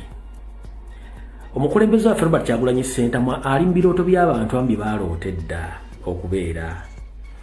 Tewali kintu kiruma muntu kuba nti yali amanyi nti yasobola ne wajjawo omuntu gw'amanyi nti tasobola n'amusobola n'amuyitako. Kambajumizemu akantu kano. Abaganda tugamba atannayitaayita wattu y'atenda nnyina okufumba. Abaganda tugamba nti atannayitaayita y'atenda nnyina okufumba. Lwaki? Munnange bw'obeera ewammwe nga woolya wokka ogaye maama munnange mu kufumba teri yamukwatira nsawo. Maama afumba akuba eddigo bemmere ewunya bulungi. Ne wallahi lw'okyalako ewantu oba ogenzeeko ewantu n'olya emmere jjaga ndi nnyoko tamanyi byafumba ebyokufumba tabimanyi. Kati yembeera eriwo olwaleero. Abasajja abali mu gavumenti ya Uganda ey'Yusuferi abasinga obungi babadde beeyita ba professors babayita ba solosofers ab'ebyobufuzi basoma amanyi kati waliwo ekizibu. Waliwo bano abaasomako amateeka naye nga tebagatadde mu nkola. Abo nabo ne babeerawo. Eri abadde babayita ba political magwaya nga bali awo nga we bali bamanyi nti basobola okuwatituatinga issues. Naye ng'ekibaleeta okwogera ensonga zino tekibadde nti bakikola on behalf of changing the country. No. Badde bakikola on behalf of their personal interest. One. Okusinziira ku research ekoleddwa ku banoonyereza mu byobufuzi. Museveni tatya mundu Museveni ati ekintu kibayita okumuexposinga political ideology ye ne blackmail propaganda we yensonga lwaki ne wabaddewo assassination yasooka kubuuza baani ababaddewo wana badde balaba oba badde kitegeera nkuwa kati facts Museveni atya nnyo okumumanya ebimukwatako n'eddiiru ze lwaki mbagambi wabeerawo assassinations nga bassa omuntu ye kennyini we yakalabikirako amajege nga gaziga kubuuza ani yabadde wano yabadde alabe ani yalabye ku kyabadde obuwanika omukono gwotabo tebaddangamu kulabika bonna kubanga bamanyi walabye owalabye by'otalina kulaba yensonga lwaki abato basinga obungi kati Museveni akimanyi nti omuntu yenna ali ku ludda oluvuganya kasita ajja ku TV n'ayogera facts ng'atandika okukolako profile bw'aba gimala profile gikolako bakutuusako obulabe tunuli abantu bonna bajja bafa mu Uganda abadde boogera ku nsonga z'ebyobufuzi n'ensonga Museveni afuga atya eggwanga bubi bonna amaliriza abajja kubanga bamuexposinze ebyatayagala kati bano ba politician babadde nga bajja ku TV ne boogera nga bageza ku exposinga Museveni nga abawasse n'abateeka mu compromise system ne bafuna sede basirika kati ye Kyagulanyi wajja agenda byogera nga bwe tubyogera wante yeetaaga mukubira simu mutiisetiise agenda kugakamba byogere nga bwe biri oba TV bagikugganya bagiggale ogw'onoomanya kati kyekizi Museveni kyasanze olwaleero kati this is true story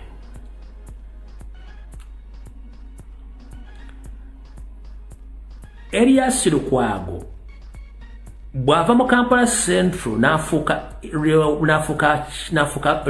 meya wa Kampala zireeta Kagege n'ebifu Kagege okujja yali akola mu kitongole ky'ettaka ekya Kampala City Council era ng'abeera nnyo ku TV bamukulyetinga ng'ali mu opposition in the disguise naye ng'akolera NRM ne bamuwa chance n'opportunity okukriticizinga Museveni anyhow nga bamukulyetinga ajja akola ekintu ekyo n'akikola kati yagenda okujja mu Kampala Central yajjanga independent ng'olwedde tumanyi musajja mwogezi teryamukwatako teryamusiba ffe kye tutasookanga kubuka lwaki omuntu akriticizinga Museveni during that time tebamusibanga toddangamu mu bulamu okusanga munnabyabufuzi nga takubibwangako miggo tasibwangako takolebwangako kikolobero kyonna mu Uganda n'ogamba nti opposition tasibwangako takubibwangako miggo talina losigiri yakoze mu kintu kyonna tomugamba nti munnabyabufuzi no technically abantu abo bonna bantu ba Museveni bonna abagogenda oyogere kyoyagala era bamuwa n'ebyokwogera ne baleeta oyo n'ajja mu Kampala Central ffe tulowooza ne muntu waffe ne tumuwa kati ne bamuzimba ng'alina ekifaananyi kyazimbye ye nga yeezimbiddemu wanu asomyeko tu alinawo akasente kati time ebadde egenda tuuka yeeteeke mu kiti nti kati yaaliwo naye ekiti ekyo kyali kyakuggalira ddala totale Kampala yonna ne opposition egizingako lumu ku last moment nga temukyasobola kijjamu kivaamu kati Kyagulanyi wajjira Kyagulanyi bwajjanga muyimbi Nsereko najja omutwala ku professional trials mwena alimuga tomumanyira gende sistekezo nekimunyiiza kati bwe kimunyiiza yalina okuggula ekibiina ky'ebyobufuzi nakyo ne kimulema ne kati final yakigudde ne kifiirawo kati badde bakozesanga slogan nti tuli ku bantu banyi banjaga tebategeera tebalina idea tebalina ki n'ebitabo tebimamala kyovula basindikanga oli bebekulu okujja okugamba nti oli yasoma simanyi ono yasoma MDD tomuteeka na wa PCM nga kategori gye bakozesa kati Kyagulanyi n'agenda n'asoma amateeka najja ku mmeeza y'emu n'abeeyita ba land friend najja ku mmeeza yaabwe jjukira basooka ku mmeeza eri nga bonna ba A-level ye n'agenda n'asoma MDD n'afuna diploma n'aba nga mmeeza agivuddeko n'ajja n'ayingira ebyobufuzi n'ajja ku mmeeza y'emu n'agibalekako n'agenda kuya president n'aggulawo n'ekibiina kyonna n'akibalekako kati Nsereka aba yeeyita land friend Kyagulanyi n'amulaga land friend genda omugambe maama wo n'ajja ku mmeeza y'emu n'asoma amateeka kati aba talina kyamugamba kati Mentoni police Kagege yagenze okulaba nga engeri gy'alina okuddukamu n'omusajja ono ate kuddayo ate Kyagulanyi gye yava mwamulenga akutte microphone ayimba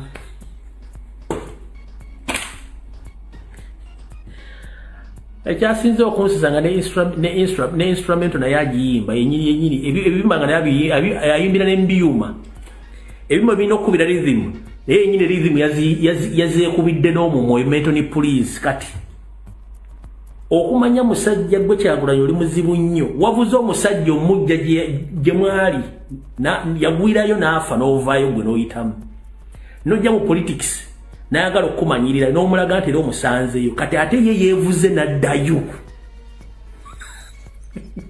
gye mwasookera nga Mentoni police n'addayo naye Mentoni police yagenze okuyimba nga si yeeyimba kati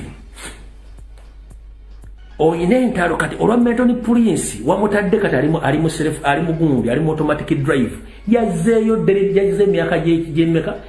emyaka gy'ekyenda eri gye mwatandikira mu buyimbi kati yazzeeyo ate gwe wavaayo dda kati oli ku ambition za bwa pulezidenti kati yeevuze rivansi yagenze okuyimba ne ŋŋamba ono Sebbanga yayimba anko Sebbanga yayimba oba ani ayimba naye nga Mentoni police eyo ndivaayo kati oli ye omulala agamba nti ali ku levu y'emu ne president mutabani wa Matyasi Butyamba Bidandi Sali ate ye yayimba Blekede kye ne Blekede enjegere zaagaana okukola ki zaagaana okutuka kati enjegere bwe zigaana okutukira mu Uganda koye kati oba Uganda waliwo Ndoga akasajja ka Ndoga yagenze Kenya akutule enjegere zaaganye agenze Tanzania kutu enjegere zaaganye kati mugenda muwulira nga alisumba nga musabo nga ali mu kuloga enjegere zikutuka enjegere ziganye okutuka gwokimanyi nti Blekede chain eganye okutunda ate nga nakana akayimba ak'omu China aka gospel akalimu mpuuga katunze ku social media ku international level okusinga oluyimba lwa Blekede chain oba album ya Blekede chain genda ku social media otunuulire ku TikTok the trading songs ogenda sanga muli waliwo mu China pastor mu China eyayimba mpuuga lwa copyright sola kazanya wano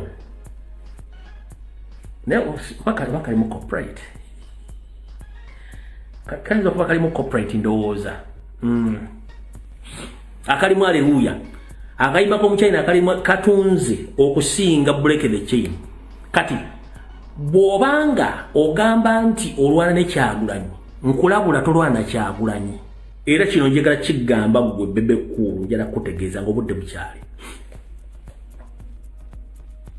bw'otakkirize nti omusajja yakuleka bw'otakkirize nti omusajja ali ku national matters mukazi we agenda kudda mwana oba ogwokubiri kino kijja ku nze lwaki agenda kunoba obadde Kenya ng'oyimba naye ng'omukazi atunudde bw'ati naga neki kino kinafumbira wallahi ng'omukazi omuswaza lwakuba talina kyakuzzaako ng'omukazi omuswaza tekaliko copyright gwe tonzigisaako live yange eno mwe mwagala nnyo ebyonoonese wano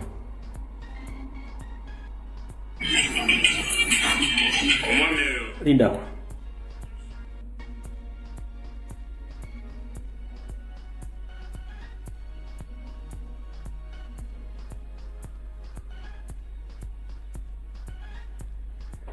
kambalage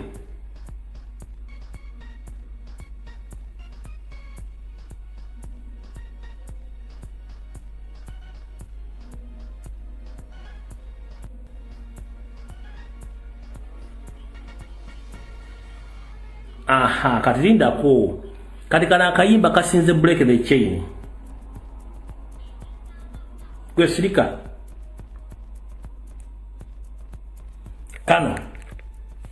kano kasinze break the chain oku trendinga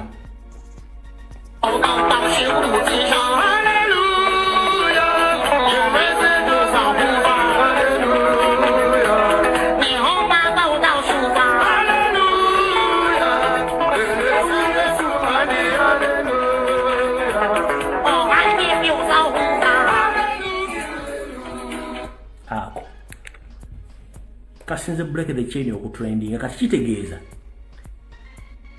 bono ogenda mu maaso n'okulwanyisa omuntu aliko mukisa gwa Katonda ganza ofuddo ojja kufiira bwereere ekiddako mukazi wagenda kuna mu paati tajja kudda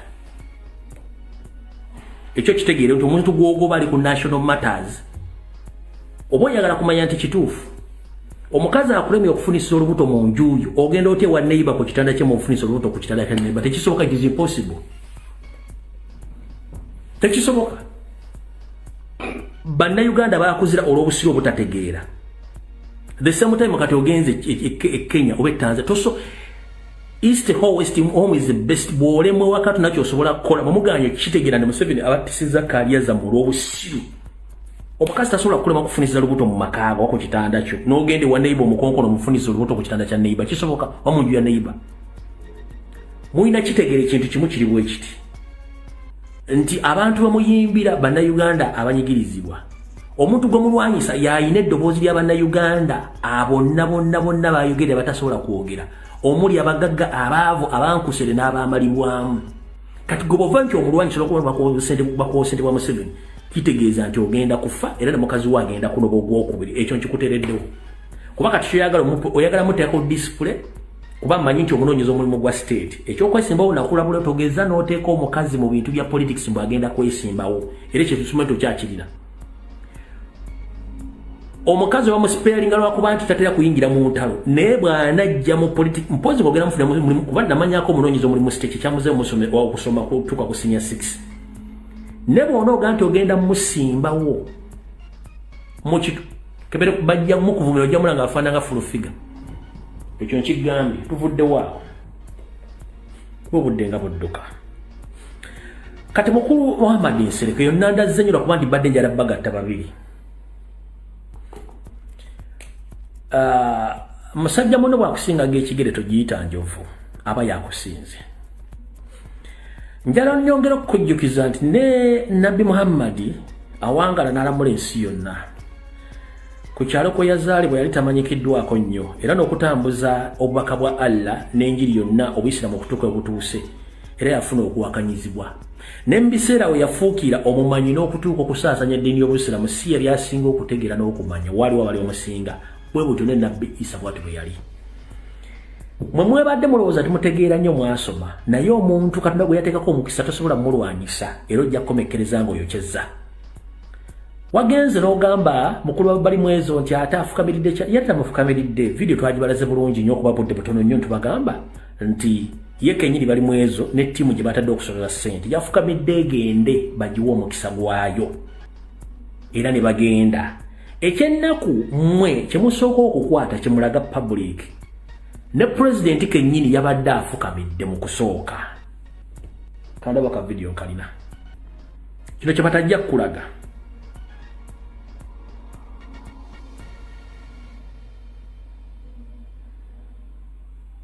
kino ekifaananyi waki temwakiraze ensi waki wabookedde kiri waki mwajjayo kiri kuba kyetubaga nti temukyalina kyemusobola kwogera omusajja wuyo yadde afukamidde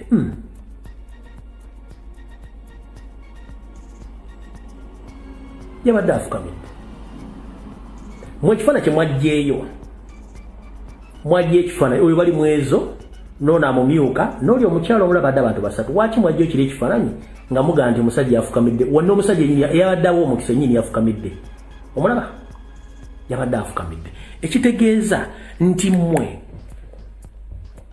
bw'aba si Kyagulanyi temuna kyemugenda kwogera mulina kwogera ku ye naye balandi friend kambabuuze era kino mukimbuulire mujja kitegeeza eggwanga okimanyi nti mukolera campaign Kyagulanyi nge this guys nga temumanyi mukolera Kyagulanyi campaign the disguise nga temumanyi lwaki mubadde mu politics almost for 20 years Kyagulanyi kambiramu emyaka ena is more popular than you,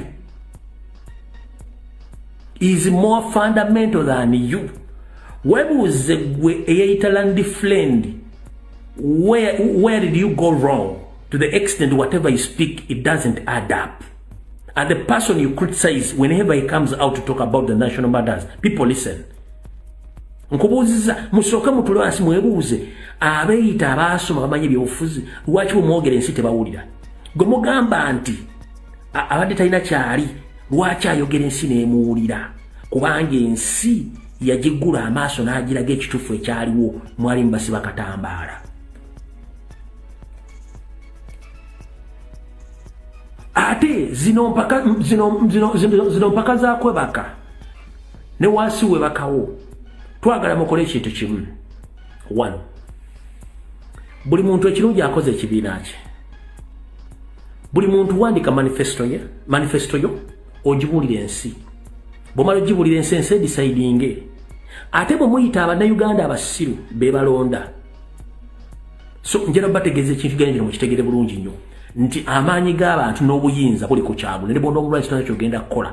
Buli lw'omukolako mu malisi ne propaganda abantu bagenda kujjayo obujulizi babukube ku mmeeza oswale. Kati mwena mwaswaddeyo mwate mwena kyakuzaako. Buli lw'omulumba Kyagulanyi mumuwa maanyi. Kubanga jjukira Museveni okwagala omwogerako asasula ssente. Museveni okusirika propagandalist ku radio asasula ssente. Buli kimu bakikolera ssente. Kyagulanyi kyatakola. Kati mugenda kufira mu firimu zammwe era tugenda okumala okuva mu kalulu kana akawedde nga Kyagulanyi president nga namwe kye mugenda kukola ate nga mwe mugenda okudduka nga tannagwa agobye. Olw'ensonga mwakola era. Awo saagala balwisaawo. Ekirala ngenda kusaba abantu abakulu mu Uganda, ngenda kusaba naddiini n'abantu abakulu mu ggwanga saako abantu abava mu constituency ya Moses Ali. Mugobe bannamawulire. Yes, tuli mu politics naye omusajja ono bamu expose ne bamuswaza. Buli kye mukola kyonna okuteeka Moses Ali mu kamera, it's like you are exposing him ku myaka gye gisembayo nga mumuswaza buswaza. Nkiddamu bannaddiini abantu abakulu mu bitundu ewazaalibwa Moses Ali mugambe Moses Ali ye kennyini ba eddibe. Please, omusajja muswaza. You are exposing the guy. Asobola okuba campaign nga teziri ku kamera kubanga mugamba abantu bamwanga ne muswaza.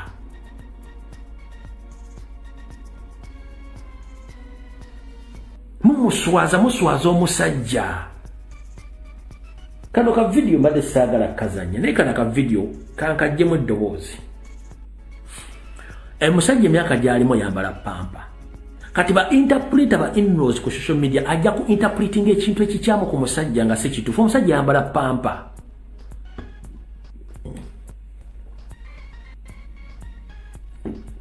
Ono mutwala nga jjajja wange n'ekifaananyi kimusiigira ensi. Ba in-laws wano ba interpreter baagala ebyononese bagenda kuwandika n'okwogera ebigebensa ku musajja omukyamu. Musajja ono nga si bituufu. Wano weadasitukira okuzina oba okunyenya kugaliba enjole pampa nga ziyiseemu. Bino omusajja mumuswaza.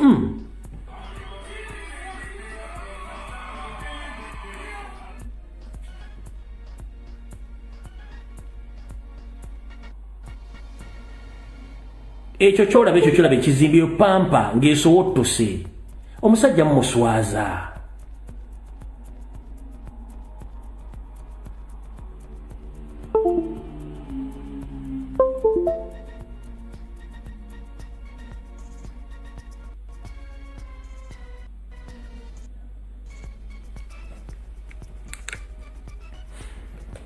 Politics aside, omusajja mumuswaza, please mutuyambe.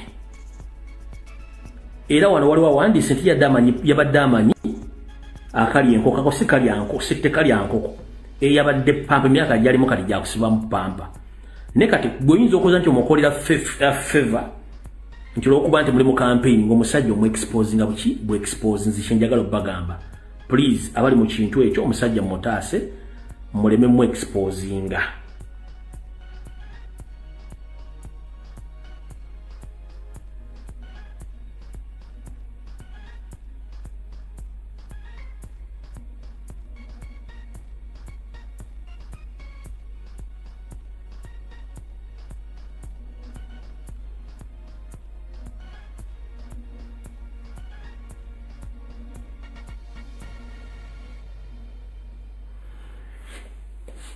kati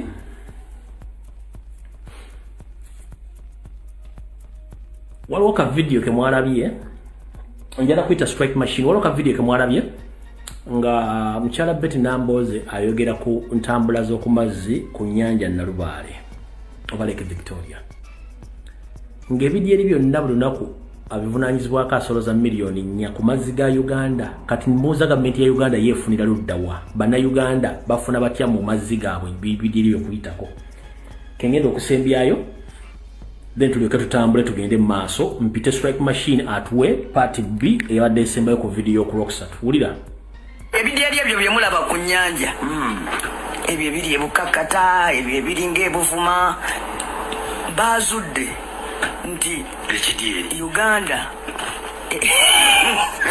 epangisa ekyebukakata kirungi si bya gavumenti waliwo kampuni nyini byofe gye tubiriizinga n'ekya gavumenti ekiri ebukakata gavumenti yakikwasa kampani bagiyita KIS Kalangala Infrastructure Services walabako ku bino byetwasukanye ku lwayo walaba KIS eyo efaanana wasoma wetwasomera ku bino IBEAC eyafuga Uganda ya kapiteni eyafuga Uganda ku mulembe gwa spiiki kakati neyo kampuni ye Kalangala bweri kakati kampuni ezo ze zinanyini bidyeri zo zibipangisa gavumenti ya Uganda biliyoni 1 mu obukadde 8 buli mwaka kati Uganda egula self drive epangisa self drive kakati kigamba nti n'olwekyo yevunanyizibwa mu maintenance yatambuza abantu bo yagula amafuta Uganda yebikola ebyate ebirala yekola maintenance biki yeteekamu amafuta yekola ki kati bannanyini ekidyeri yakuwa kidyeri biliyoni 1 mu obukadde 8 omwaka kati wanga ne banne babuuliriza naye kyekidyeri kigula sente mmeka nti ate kyo kigula biliyoni 1 mu obukadde 6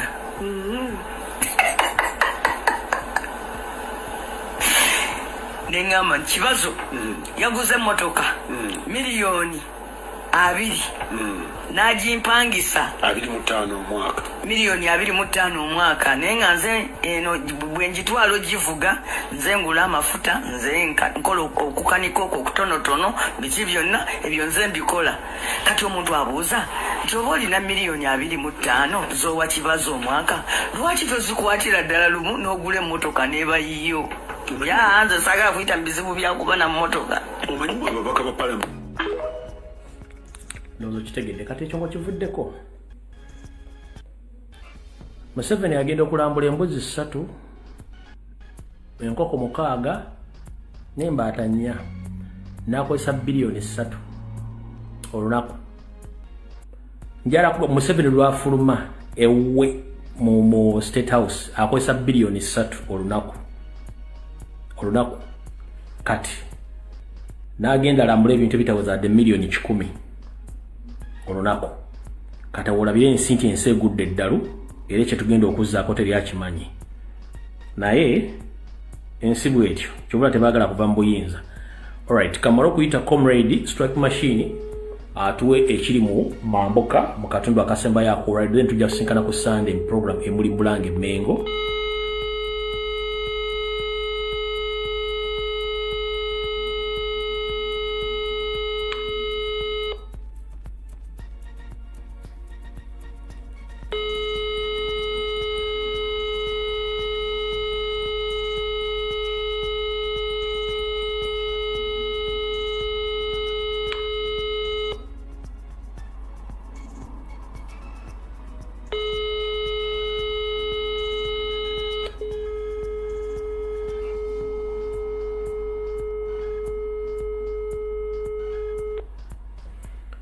Yes, comrade. Yes, comrade, how are you? I'm okay, how are you? I'm cool. Yeah, today is Friday. Yeah. The 11th of July 2025. Yes. Yes, we last discussed the issues of Northern Uganda. That is on last Wednesday. So we have 25 minutes for today to add on about the information which you talked about last Wednesday. Yes. So people are waiting for your information. Then we shall add on next week on Wednesday. Yes. Comrade, you've called me and also I was looking at something right now. Yes. So can you increase your volume, please? Yes. Yes, they can hear you right now. Yes.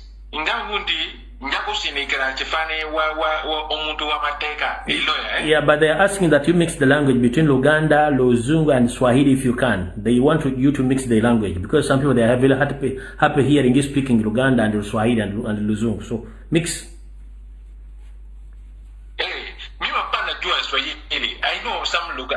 Hakuna shida, ongea Kiingereza na Chiganda.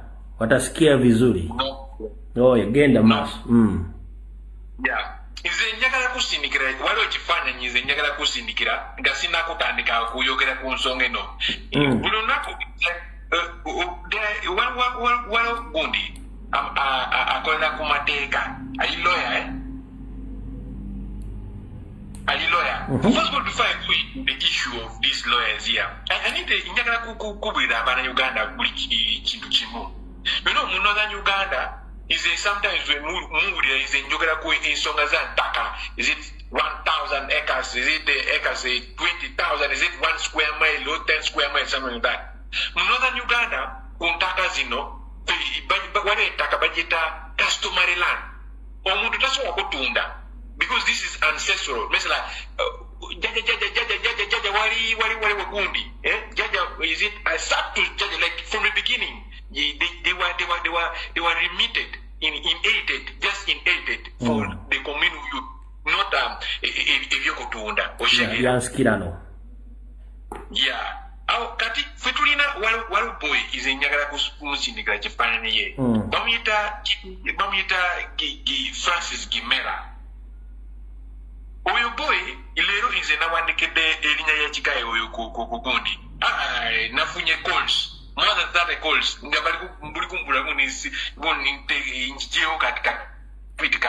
Facebook kako. Send your photo. Oh boy.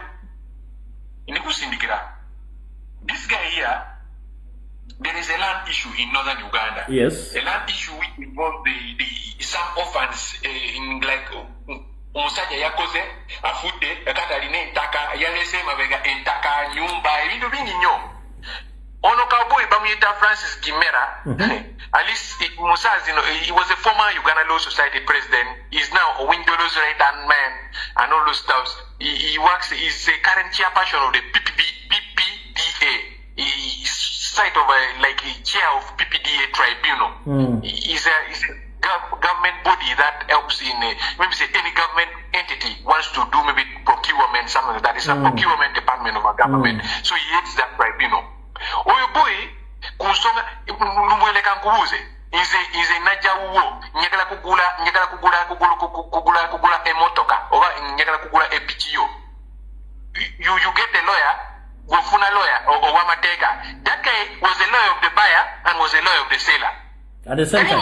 At the same time. Yes, at the same time. Yes, I have the documents. You know, this is propaganda. Like I was saying, he was the lawyer of the buyer and was the lawyer of the seller. And do you know what happened? Kunsonga yo boy bamwade 200 acres of the stolen land. Takabaji biye, but was crookedly, and at a boy yakoze the papla, yawanese papla gapo mutu mateka, abada the lawyer wa buyer and the lawyer was seller. Now, where does that one happen? But according to the way how he looks, is he from that part of the country or somehow we need to investigate? I don't know. You know, these people are mixed. There is, I told you, Fetulina Munyarwanda is standing in actually sub-region as a member of Akabano, standing as a member of parliament in actually sub-region right now in Omoro. In Omoro district running for NRM primaries. tulina is another much funny chikai mukuno. Whatever chikai, that is some other thing. I don't know. So people are mixed up. But boy, kamuni yali mucho la no saba. Kone na windolo. Ne kama bule wale nsonga abantu bonna balina kutegeera. Owa windolo, o windolo gaya genze mukubera chief justice wa Uganda. Windolo yakoze kweli. Ya yingide abantu bye ku section yona ya judiciary. Oshegera. Buiza ababoyi bagenda bakola kavuyo wansi mu kusonga zentaka kubaye ntaka kukola bichi kakada boja mu koto oyaga justice tosola funa justice mukazi wa windolo ali chairperson of ali magistrate in charge of the court of appeal oshegera you go to the nakawacha is in nakwacha Florence omanyi uchikazi no nakwacha Florence omukazi kafene wa windolo mukazi we tomanyi simumanyi chikazi ali leka kusine kechifanya chiyechi kazi nene bawe babade ali ne bawe so they put their guys in all the section of the judiciary ogenda golina very solid case with evidence but according to photographic interpretation of this guy it doesn't look to be coming from that area of yours, but the guy says he claims he's from Northern Uganda. Is that actually with these teeth? With that, like with those teeth? This kupanana eya papi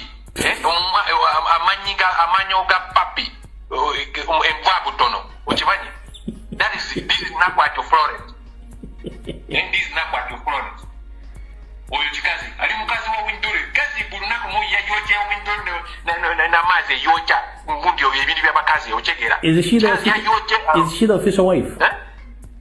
She's a very crazy woman. She's the chairperson. She's the head of she's the judge of the court of appeal in Uganda. Oshegera. When you go to court and then you get defeated, or you feel like you did not get a good justice, and also so you go to court of appeal where Owindolo's wife is in charge. Oshegera. You find like there are some cases whereby the former PA, personal assistant or Windolo, like this case of a land case in Northern Uganda, of the let me say, like for instance, there are very many cases. Let me say like the one of the late Irina Oriema, 6,000 acres of land. The former PA, personal assistant of Windolo, is the one in charge of the case. Can you imagine? So Windolo.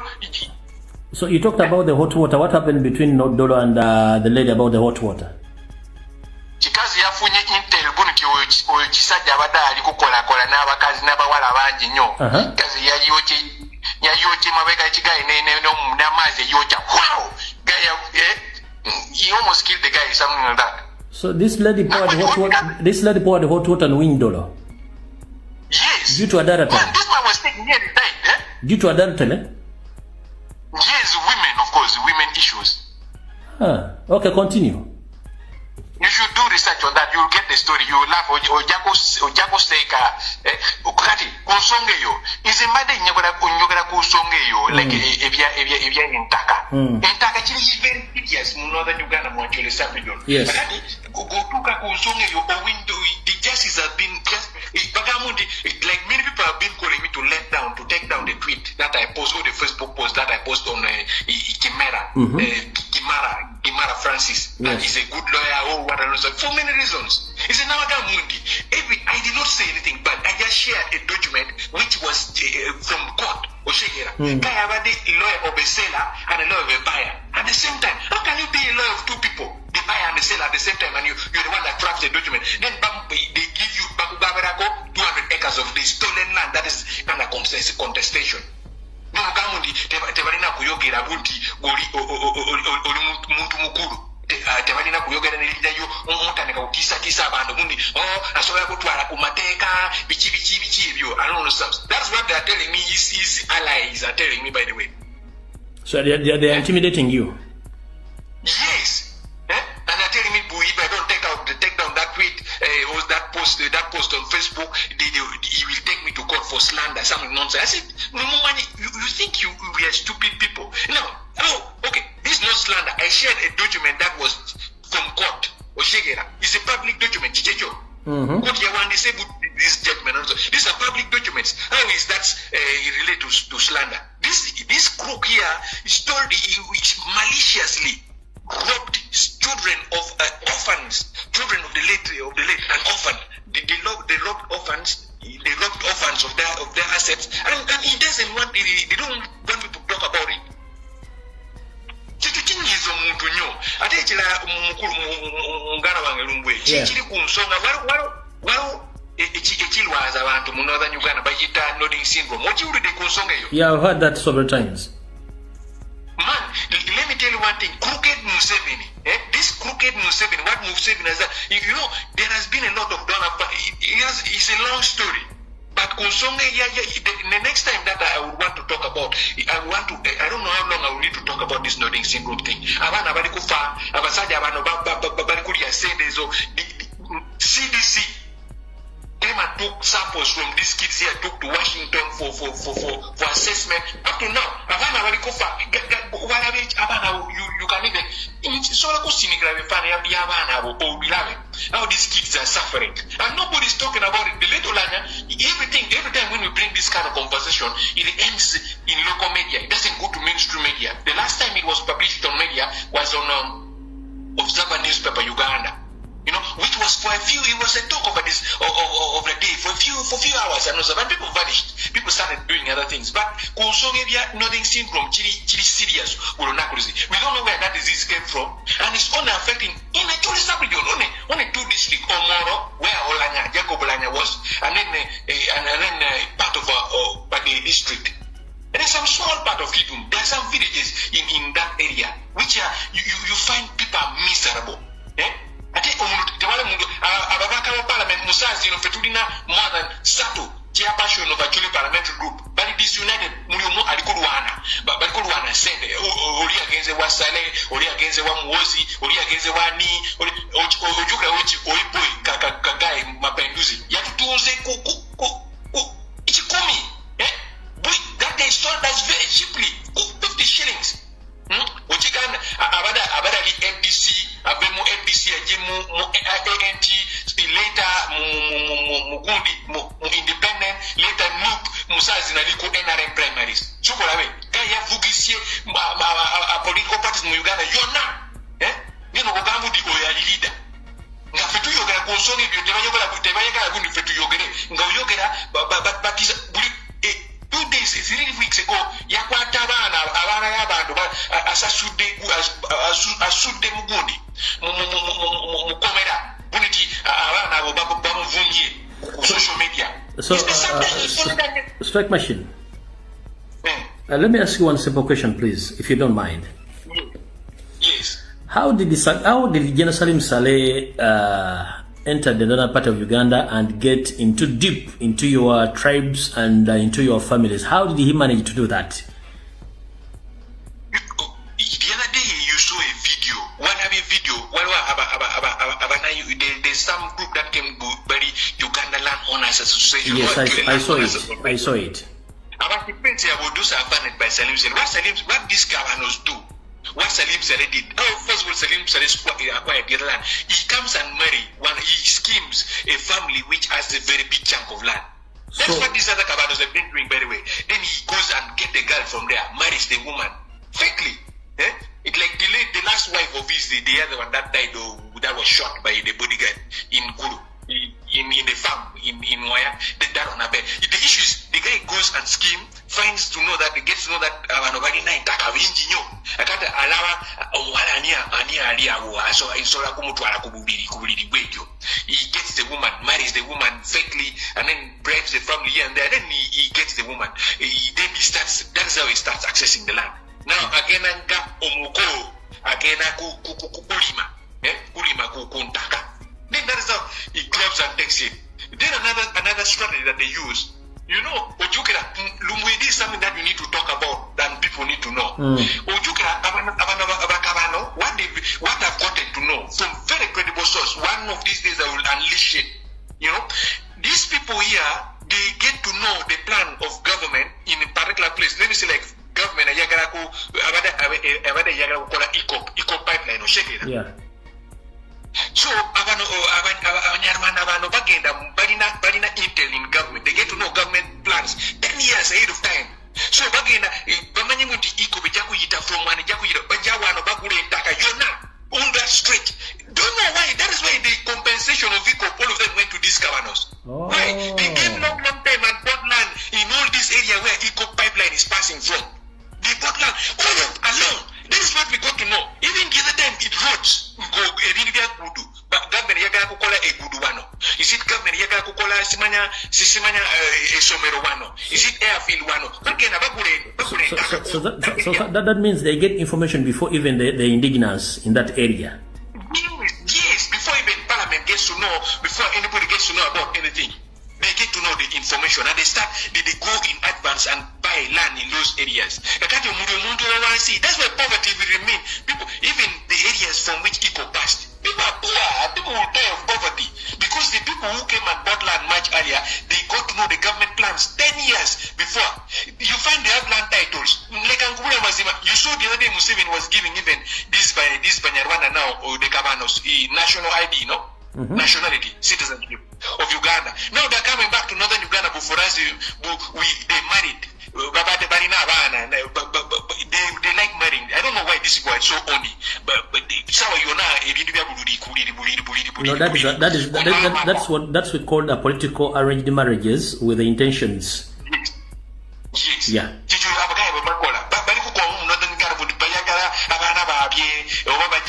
Like some now they're getting land in that manner. That they're citizens of Uganda. And this is how this we got to know that in the land that is being contested for right now, there are uranium deposits underground, some precious minerals underneath. But nobody's talking about even the bwino oil that people are talking about. 70% of bwino oil is in Noya district, by the way. 70% of that oil is in Noya district. There's a document that the Sinok wrote, and maybe some other oil companies, even think tanks from Britain wrote to the government of Uganda that if the Eco Pipeline passes via Chuli land and then goes the other side, instead of going the route that is using, it is going to be cheaper to pump the oil through that path than to pass it through the southern part, which Museveni wants right now. So Museveni felt that if the Eco Pipeline passes via Chulera, it's very insecure, because for us we like putting fights. This oil will not be safe. So the guy chose to took the longer route, which is more expensive, by the way. He took the longer route, and that is how the situation happened. The thing is, let me tell you the truth. These crooks here, Uganda is so rotten to an extent that even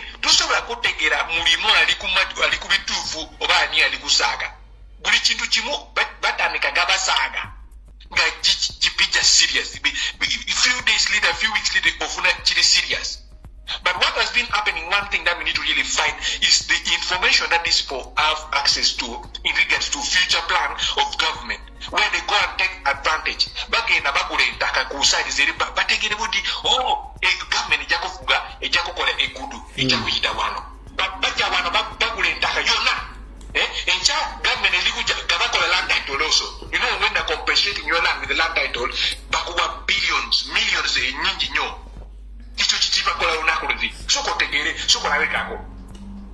Yeah, according to the videos which you sent me on Wednesday in my inbox, I had a certain guy, I think it's a UPDF soldier, who was talking on phone. I think he was on instructions from his boss.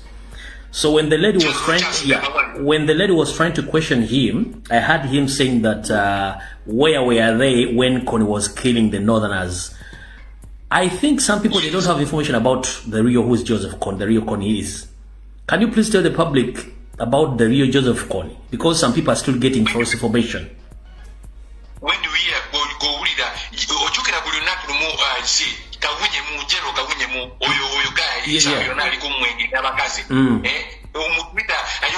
you know, God really punished these people here. You see, their children are all junkie. You tell me any child of these people that is serious or like looks presentable.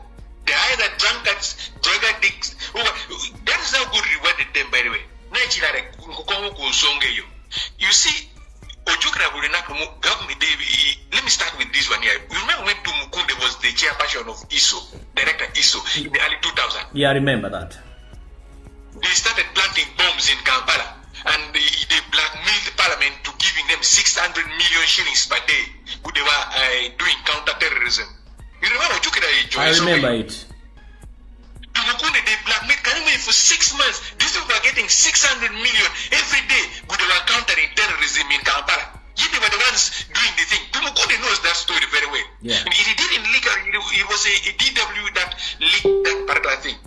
Now, kugenda kuchindu chilala songe chibiri. Ujukira General Kawunyemu, he left with some UPDF officers and all those stuffs. Those of Kaka, of ISU, the former ISU director, Bagenze, Bajemu Northern Uganda, Wendi, Balikugena, Kubata Koni. They returned with Bakomi, plates, radios,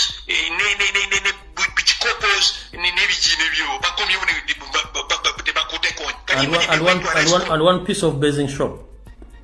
Yes, and some pieces of and some few cups, plastic cups. Yeah. Then Moses was promoted to a general after smuggling him from LDU to UPDF and now a general.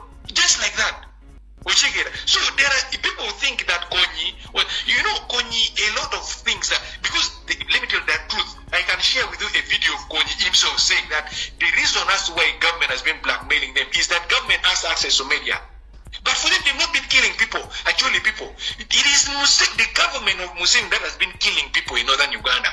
And there are some incidences, by the way, which I begin to believe, basing on the evidences that are available. Can you imagine some place in Patao where Owindolo comes from? You see, these crooked people, these crooked actually leads who are working with the government. They cooked, they cut people, they arrested, they captured the entire village. Bakutara and mu village, mu village yona, back one place. Then they cut some teachers and some witch doctor into pieces. Bafumye mu pipa. Drum. Yeah. Bagamu abantu byona balina okulya. Abantu balidde omuntu balidde. Kulya omuntu.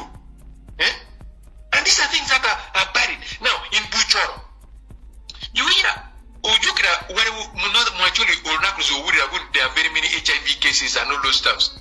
Abagaye those of Kagame. That was Kagame. And then that Gunga Black Battalion, I heard there was Kagame. Mao knows this story very well. Mao, I many story in Nunio because he was there at that time. There was Kagame, Kagame was in charge of that, he was one of the commanders of that battalion. There was, I think, Kinyafunza also. Then Salim was also involved in that particular command in that battalion. Yes.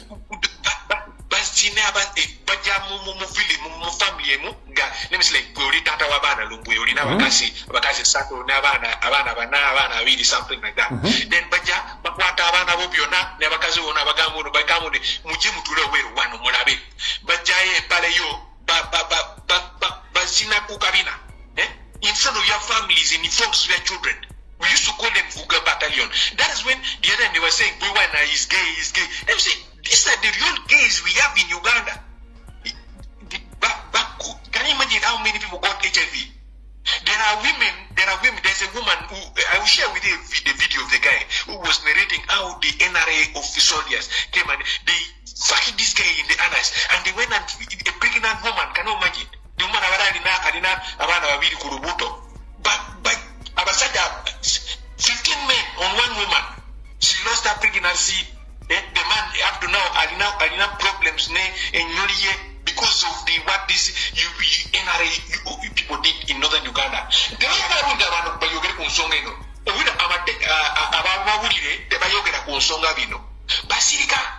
bayagala bundi fetu yogere onali mulungi ate uleo ujukira bali kungama kuti inze leka nkusimekere ka message kana ojabe bawandika bundi na ku removing tweet na wandikide ku nsonga za Windolo na wandike ku nsonga za Zed Kimara.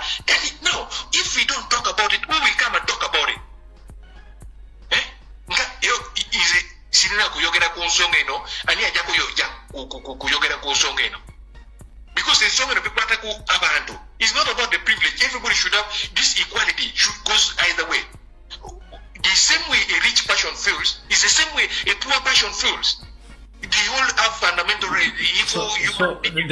the only advice, if you are trying to advise them or to reply them, tell them if they don't want to be talked about, they should stop committing crimes against humanity in another part of the country. Because you can't kill people, you can't sodomize people and the people keep quiet. No. Even though they've tried to compromise the biggest number of people in Northern Uganda, especially the opposition, they can't compromise all the people from North. Now I have evidence, new evidence, by the way, that I've gotten today. You know this Ukrainian that I told you that went and stole 3,700 acres of land from the late Irina. This guy here now offloading machines. Guy likuleta machines. Muganda wangeleka kubura machine bano bilibi nyini nyo. Akole machine. These machines are being transported using Ministry of Works. Akole, can you imagine a foreigner has come into Uganda and using cars, vehicles belonging to Ministry of Works and Transport, but using taxpayers' money of Uganda. Can you imagine? He's bringing machines. They abodo mwage kufanana mudingo gwenkoko. Ichikazi shut down 6 cases. Do you have Abodo's photos? I need to check. I didn't get that photo because sometimes it's on internet. I always watch on TV. Okay, no problem. No problem. Yes. We shall add on Wednesday because on Sunday I'll be bypassing at Mengo. The time is up now. I think we shall add on Wednesday, same time. Thank you very much, comrade. You're welcome. The word I've heard from you, and the information is true, clear, and loud to the public. But one thing that I would like to tell the world. Yeah. Umwana Uganda ubera ngoba toli mu ground toli never food soldiers one day something on social media. Do something about this the state of Uganda. Do something. Even if you don't have anything to die or fight for, I don't know, at least for the sake of the future of Uganda, do something. Osobola kuwandika mu social media, osobola kugenda mu Twitter, osobola kugenda mu muwandike. This small efforts that you do, in one way or the other, they add on to the building block to what we call a struggle. Your contribution matters. Like right now, you hear, like, you participate in NUP is doing a lot of activities. You participate. You need to participate in this struggle here. Because Uganda is wherever you are, Uganda is home. Uganda is a warfare. There is no any other place better than Uganda where we shall be accepted, embraced, like we belong to Uganda. So you need to be part of it. You need to participate. In one way or the other, do whatever you can in your means, within your potential, to ensure that something at the end of the day yield results, which is a freedom for every single citizen, wherever they are. Which is a new Uganda. With everything, we cannot continue this kind of country. Everything is just messed up. Museveni is competing with, you see, me I could say Museveni is competing with Uganda, with Ugandans. When you start doing something good, he comes and brings the law. You free money, they monopolize it. Sugarcane, Busoga is suffering seriously, they monopolize it. Everywhere, so the issues we need to fight as a block. Regardless of where you come from, everybody is suffering. Everywhere.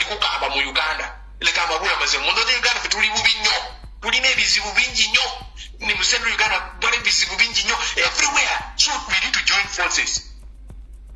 Thank you. Okay, may God bless you and stay blessed.